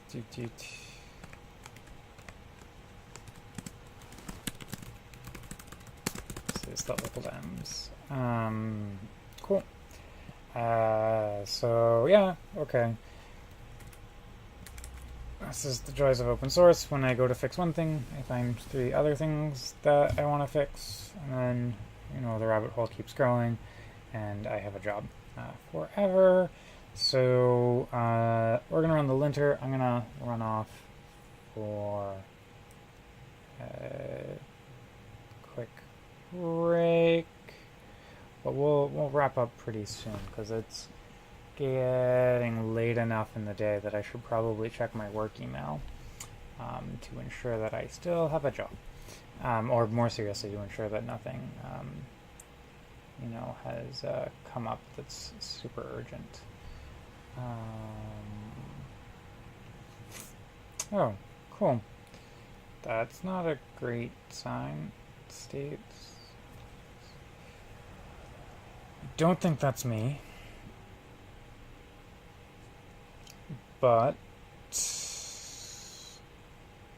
Fuck, god damn it. Okay, so these errors are not me, but we should definitely make another issue to come back and fix them, because that's just really... Wait, well, I'm gonna double check to make sure those errors are not introduced by me, and we'll come back to fix those later. It's a little unfortunate, just because the Jenkins configuration for this project has been a little flaky. We've seen some things merge which fail the linter tests.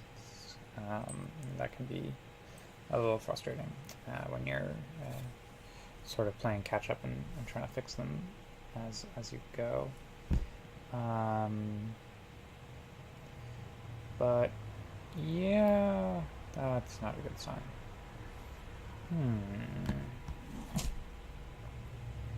Could also be something weird in my personal environment, so I'll check that out as well.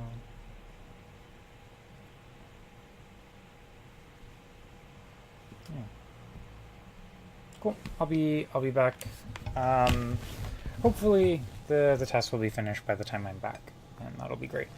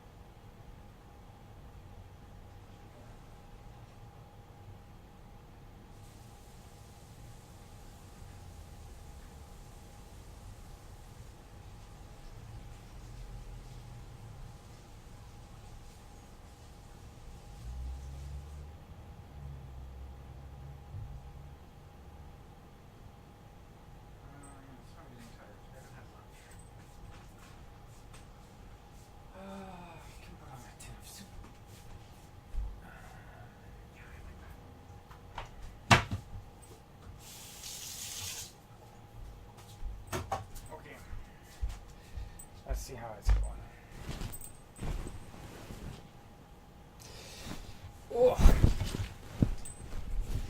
Oh, okay.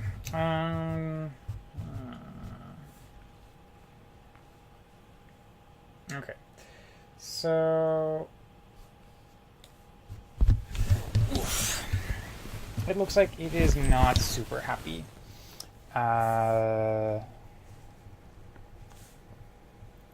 It's the linter. Let's go ahead. Double check that this means what I think it means, but I'm pretty sure that it just means.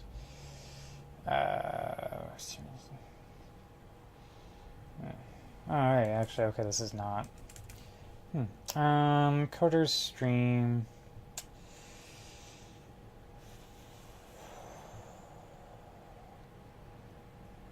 Running Pylent. So Pylent.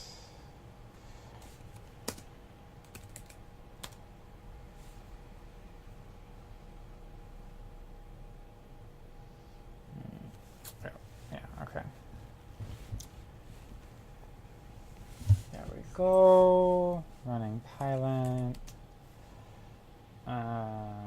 Could tell it to skip a bunch of things.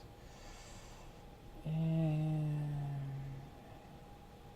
state sampler. Well, let's go look at these two things. Oh, fuck. Nope, not what I wanted.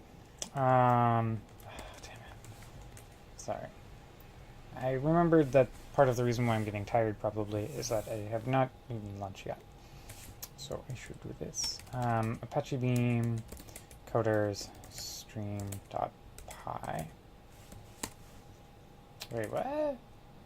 Ooh, that's why. Stream. Oh, .pxt.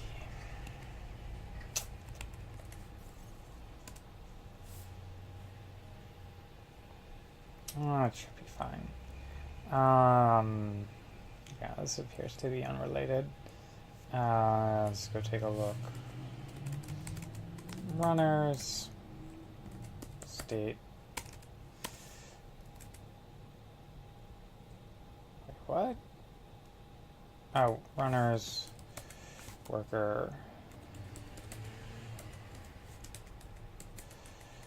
Okay. This could just be that my GCC is not super happy, or that my Python is fucked. Okay. Yeah, this looks fine then. These errors are not things that I have to worry about being real. So yeah, it's going to give me a bunch of errors because I didn't tell it to do the exclusions on the auto-generated files. So that's fine. That's a fine thing to push, and that'll get us closer. Yeah.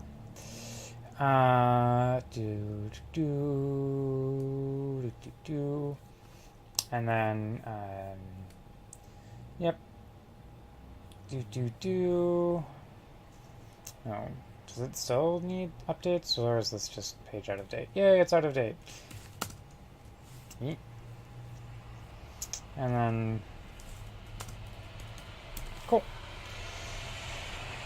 This is progress. Yeah, it's been a long day. I'm gonna go make some soup. And next time we will probably continue. Well, this Friday, I'll do my normal code review thing, where we just focus on reviewing changes. And this. Oh yeah, let's see if this pull request has actually succeeded. Yeah. Okay. Did the actual full run. That's great. Let's go ahead and double check this. Yeah. Okay. So you can go ahead and actually drop the work in progress tag from this one. Now that it works. Sorry. So that's good. That's pretty good. So,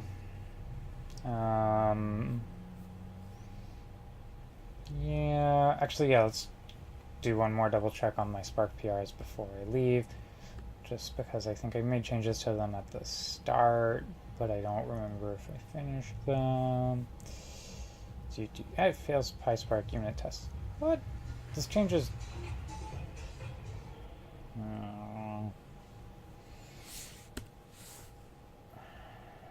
Yeah, with Python 3.4. Interesting. Oh, god damn it. Okay. Yeah, let's jump back into PySpark really quickly, and fix this PR so that it's actually not terrible. And, okay, let's make sure... okay.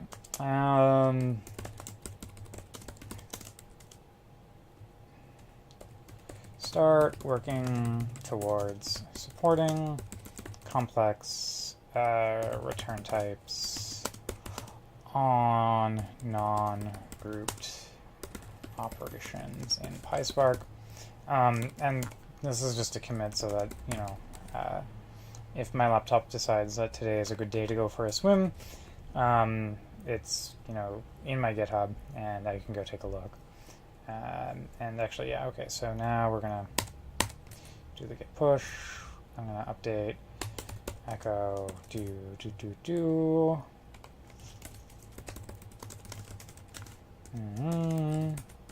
One of these days I'll remember to do this beforehand. That'll be a great day. So yeah, go in there, check this out. Oh man, I really want to start that soup. Yeah,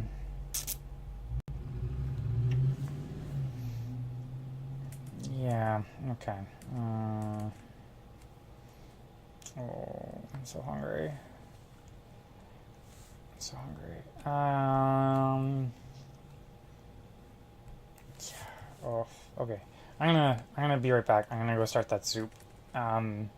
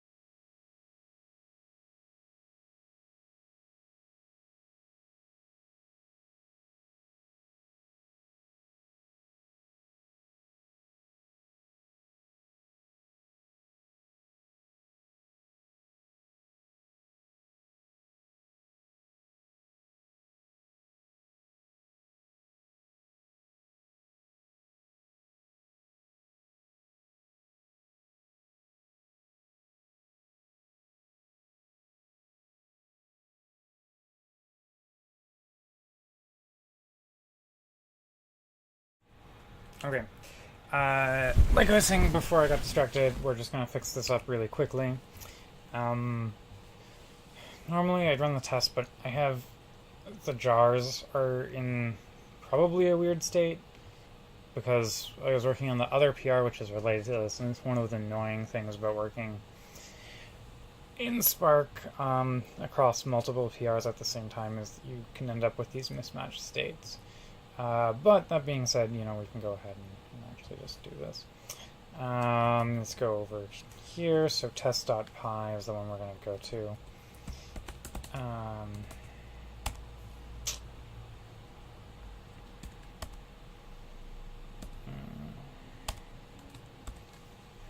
I wonder if this UTF-8 encoding thing is a thing that's been screwing with our setup file. That's a thing to investigate. Actually, that's the thing that I want to investigate. I want to investigate it enough, and I know that I might forget it.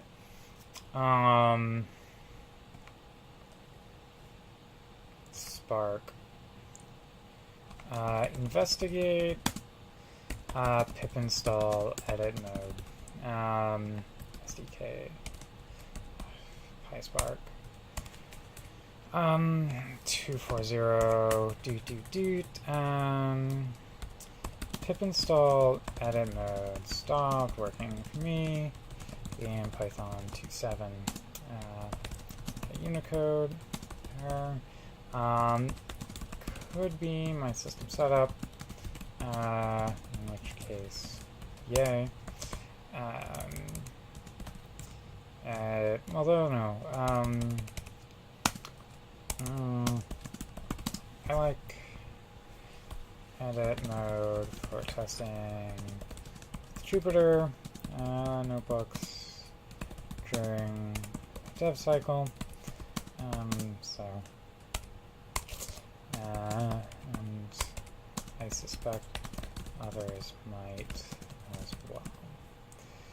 Okay. Yeah, and let's go ahead. Priority is not major. The priority is trivial because, as far as I know, it only impacts me. If it impacts other people, we can switch it to Unicode. We can up the priority level, and it's happening with the latest. Oh yeah, damn it. Well, I should put some more information in here, but since I'm probably also going to be the one who ends up doing the investigation, it's easy to get a little lazy. But I would, of course, be super excited if other people decide to do my work for me. So let's go ahead and actually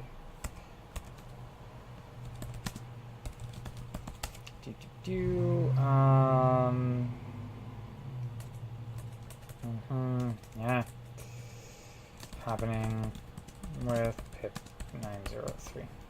And this is just because there are comments that are, this is fixed in a new version of pip, but that's the latest. Okay, cool. Someone else wants to take a look at it. That's great.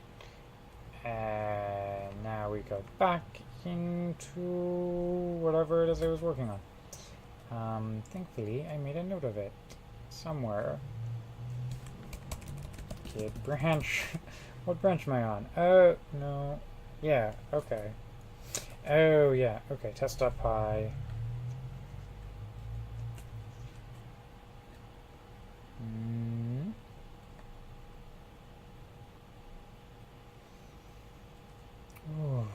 I'm tired.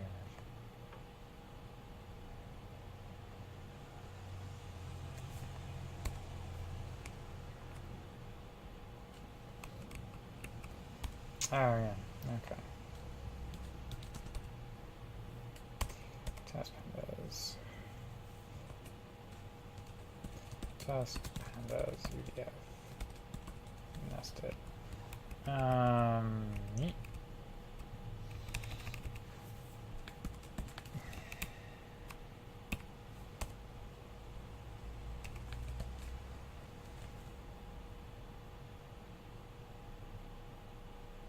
Cool. Yeah, we should run the tests. Should also probably rerun package in SBT if I've got it up. Yeah, I definitely need to. Assembly will trigger package. Okay, so we'll leave that running. I'm gonna go stir my soup. Hopefully I'll have some soup.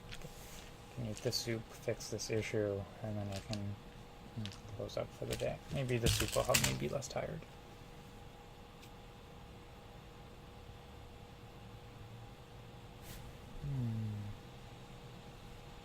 Oh, cool. So there's a question, and it is, what am I making? And so I'm working right now today on Apache Spark. I was working a little bit on Apache Beam and Sparkling ML earlier. This is just documenting that certain behaviors work and don't work in Spark because the old documentation was out of date. But also having tests so that with a note so that we remember to update it when we fix this. And so this is a pretty small change. So yeah, thanks for asking. It's the JIRA, the pull request should also be on the bottom of the screen. And I'm gonna go make some soup and be right back. Hopefully, oh man, my hair is a mess. Anyways, hopefully the Spark assembly does not take too long. This part often is a little slow, unfortunately. I'm gonna make sure. I think I unplugged my laptop by mistake, so we'll plug it back in, and maybe hopefully the power management will be a little more cooperative, and this test will finish before the heat death of the universe. Okay, food time.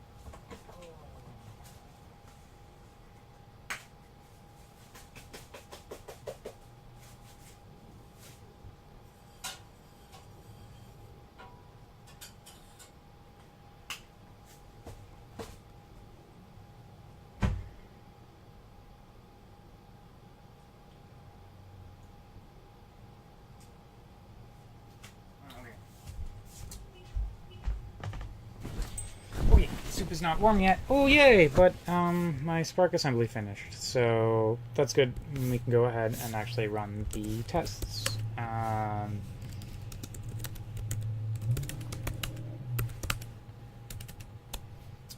Dash this Python, run tests, module, PySpark, dash SQL. This will run all of the SQL tests. If I had multiple versions of Python visible to it right now in my virtual env, or if I had like a system Python 3 and I didn't have my virtual env active, I would run it in both 2.7 and 3. But since I'm in a virtual env with just Python 2.7, it's only going to run my tests in 2.7. And honestly, my laptop is still slightly warmer than the soup, so that's great. Come on.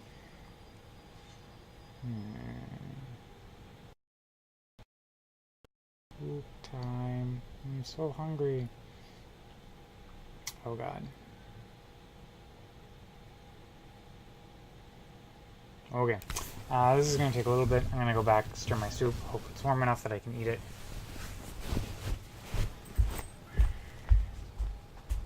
Oh yeah!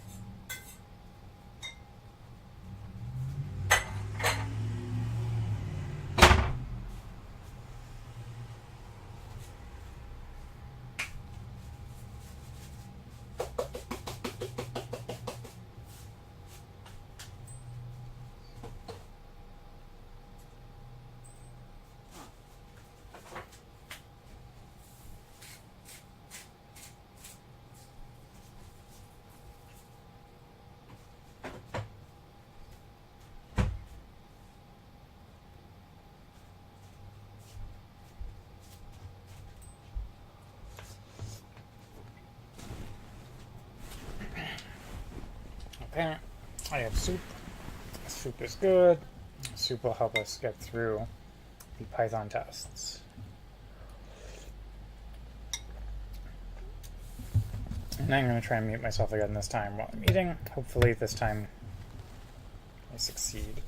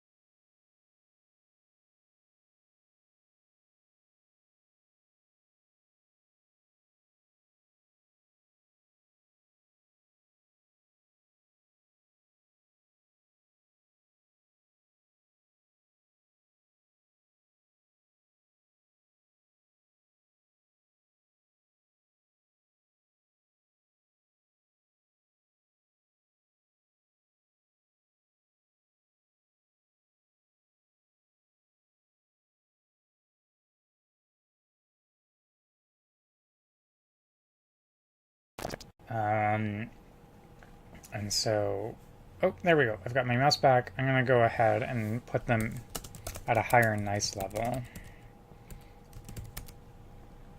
Okay.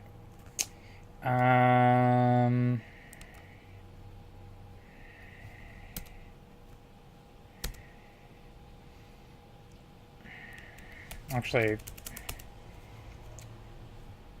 really rarely is it actually cut dash D2? No, cut dash F2. Dash S space.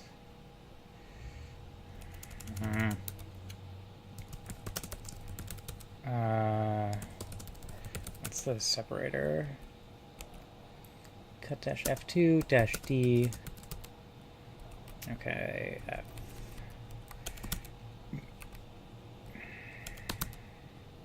Cool.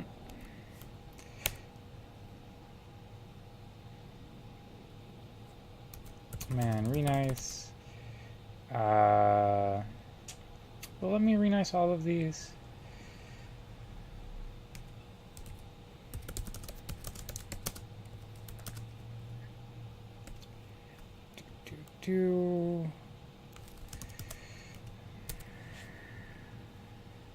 Cool. Everything is now hopefully going to run at a higher nice level, and then I should double check that priority levels work the way I think it does. Of course, yeah. We'll run them then at 19. So these tests will run a little slower, but you know, my computer will remain usable. So that's nice.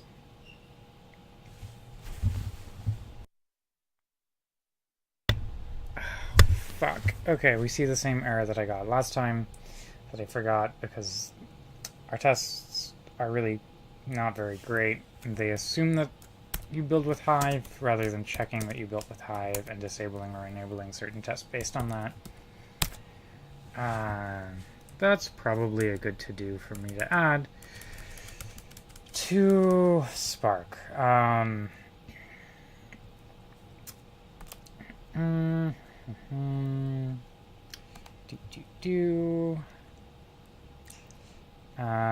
Skip Hive tests in PySpark if Spark jars are built without Hive support.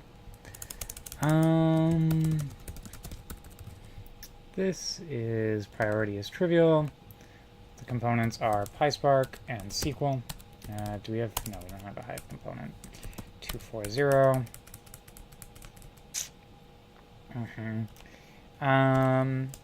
As we do with detecting various libraries are installed. Oh yeah, let's go ahead and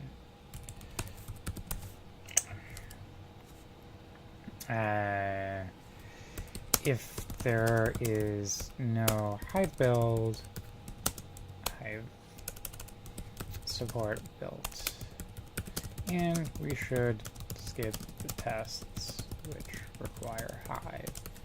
E.g., let's go ahead and grab one of the test names.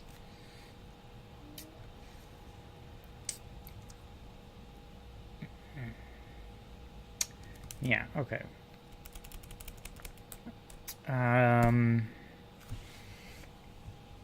Oh, is this inside of a doc test? Oh god, it is. Oh, that's going to be annoying.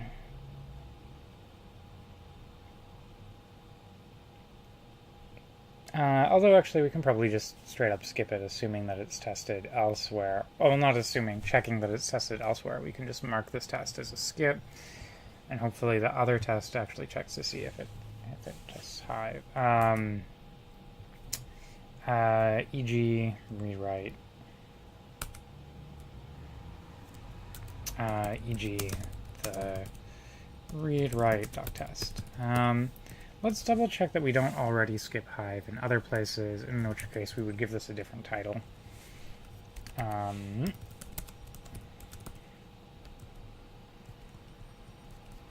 Yeah.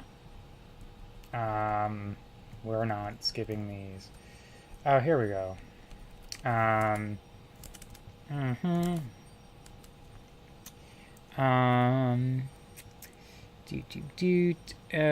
Okay.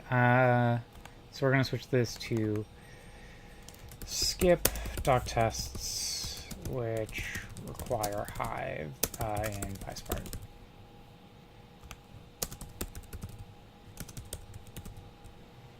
Because elsewhere, e.g. the read-write dog test,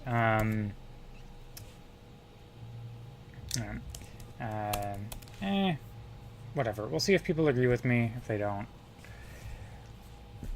you know, we can go from there. But I like it when my development process is simpler and faster.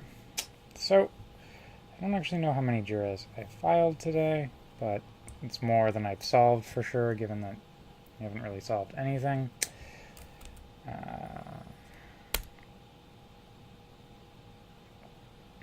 Go back and run this test one more time for good measure.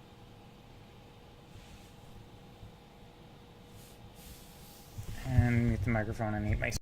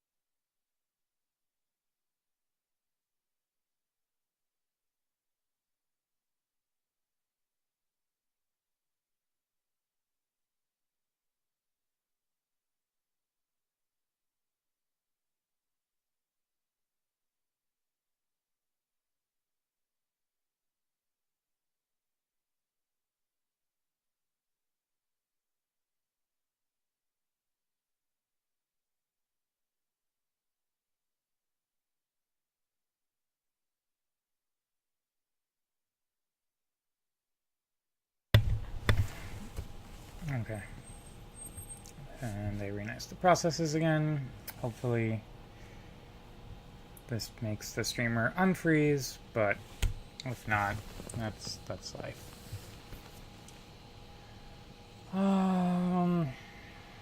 Cool. It's now starting the read-write test, which we failed on earlier because we didn't have Hive support. So we can double check that this actually fixed it. I'm gonna go grab more coffee.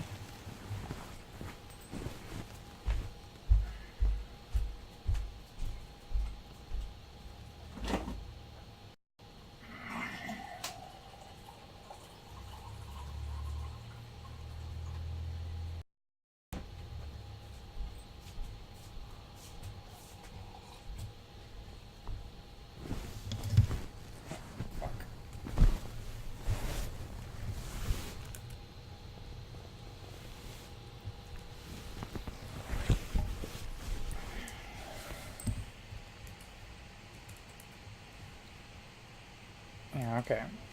Yay. I don't know.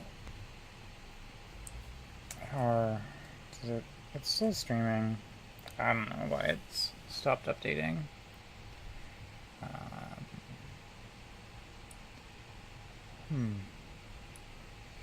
Okay. Well. Fuck. That's not good.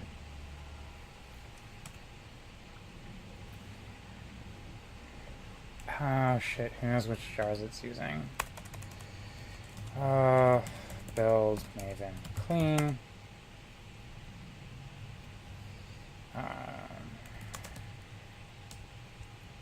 Alright, we're gonna go ahead and instead just kill all of these Apache Spark processes. Alright, yeah.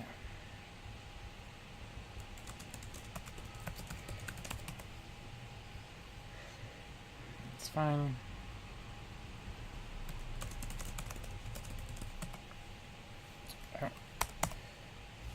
Yeah, Zinc is running in the background. More or less what I would expect. Cool. There we go. So the Hive catalog should work. If it doesn't, that's an issue that we should deal with. HP Hive.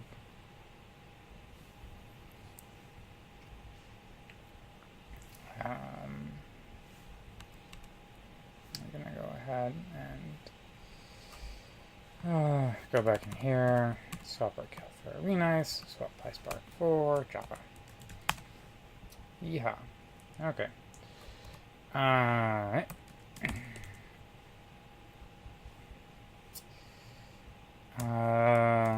Let's do SQL clean. And then we're gonna run package.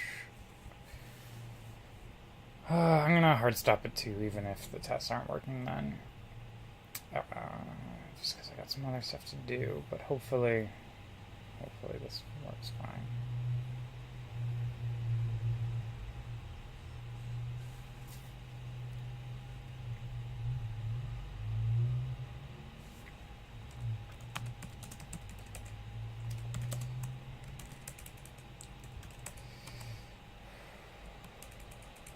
Cool.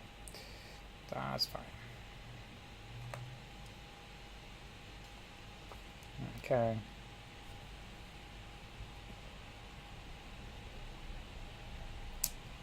Building again. Enjoy the takeoff sounds.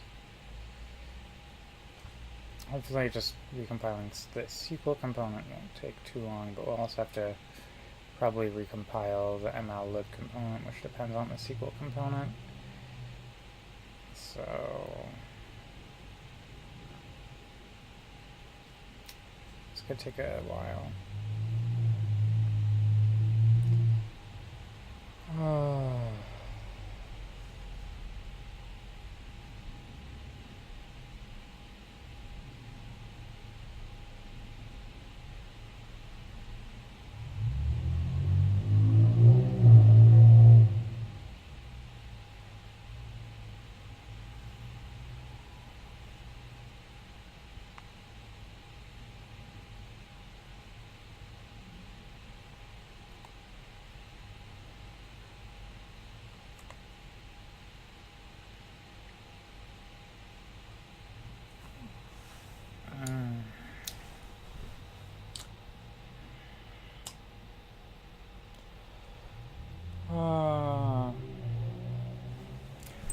Looks like SQL clean actually just cleaned everything because we were rebuilding Spark Common and pretty much everything else. And there's no way this build is gonna, or let me rephrase that. It is unlikely this build is gonna finish up in the next 10 minutes. So I'll just do the push later on in the day once I validate the test works. Let's go into the full screen talking thing. No. So that's, I mean, pretty much it for today.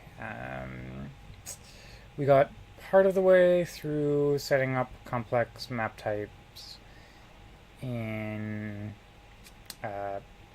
PySpark UDF arrow acceleration because I want to use it in Sparkling ML. What else did we do? We updated a Beam Python 3 PR that gets rid of CMP so that we can get closer to Python 3 compatible code over in Beamland. And we updated my old PMML PR with some code I had left over from the Friday and somehow forgot. That was my bad. And I ate a bowl of soup. And we got part of the way through making, through updating another one of my Python PRs, and we got to learn about the wonders of mismatched jars and what happens when you don't have Hive support built in. We also created a bunch of JIRAs to track sort of issues that we found during today's adventures. And that's pretty much it. Friday at 11 a.m. I'll do my usual code review, and that'll just be probably Brian's PySpark PRs. But in all seriousness, if you work in sort of the big data space and something related, if you have Spark PRs, if you have PRs into other open source projects that you wouldn't mind me reviewing live, please message me. You can email me, holden.caro@gmail.com, or you can Twitter DM me, whatever, and I will review your pull request. If you want to see more live coding sessions, or if you're interested in seeing how open source code reviews work, definitely subscribe, because I try and do these frequently-ish. Try and do like live coding on Monday and reviews on Friday, but that doesn't always happen. Anyways, thanks for watching for however much of today you did, and have a wonderful day. Bye, y'all.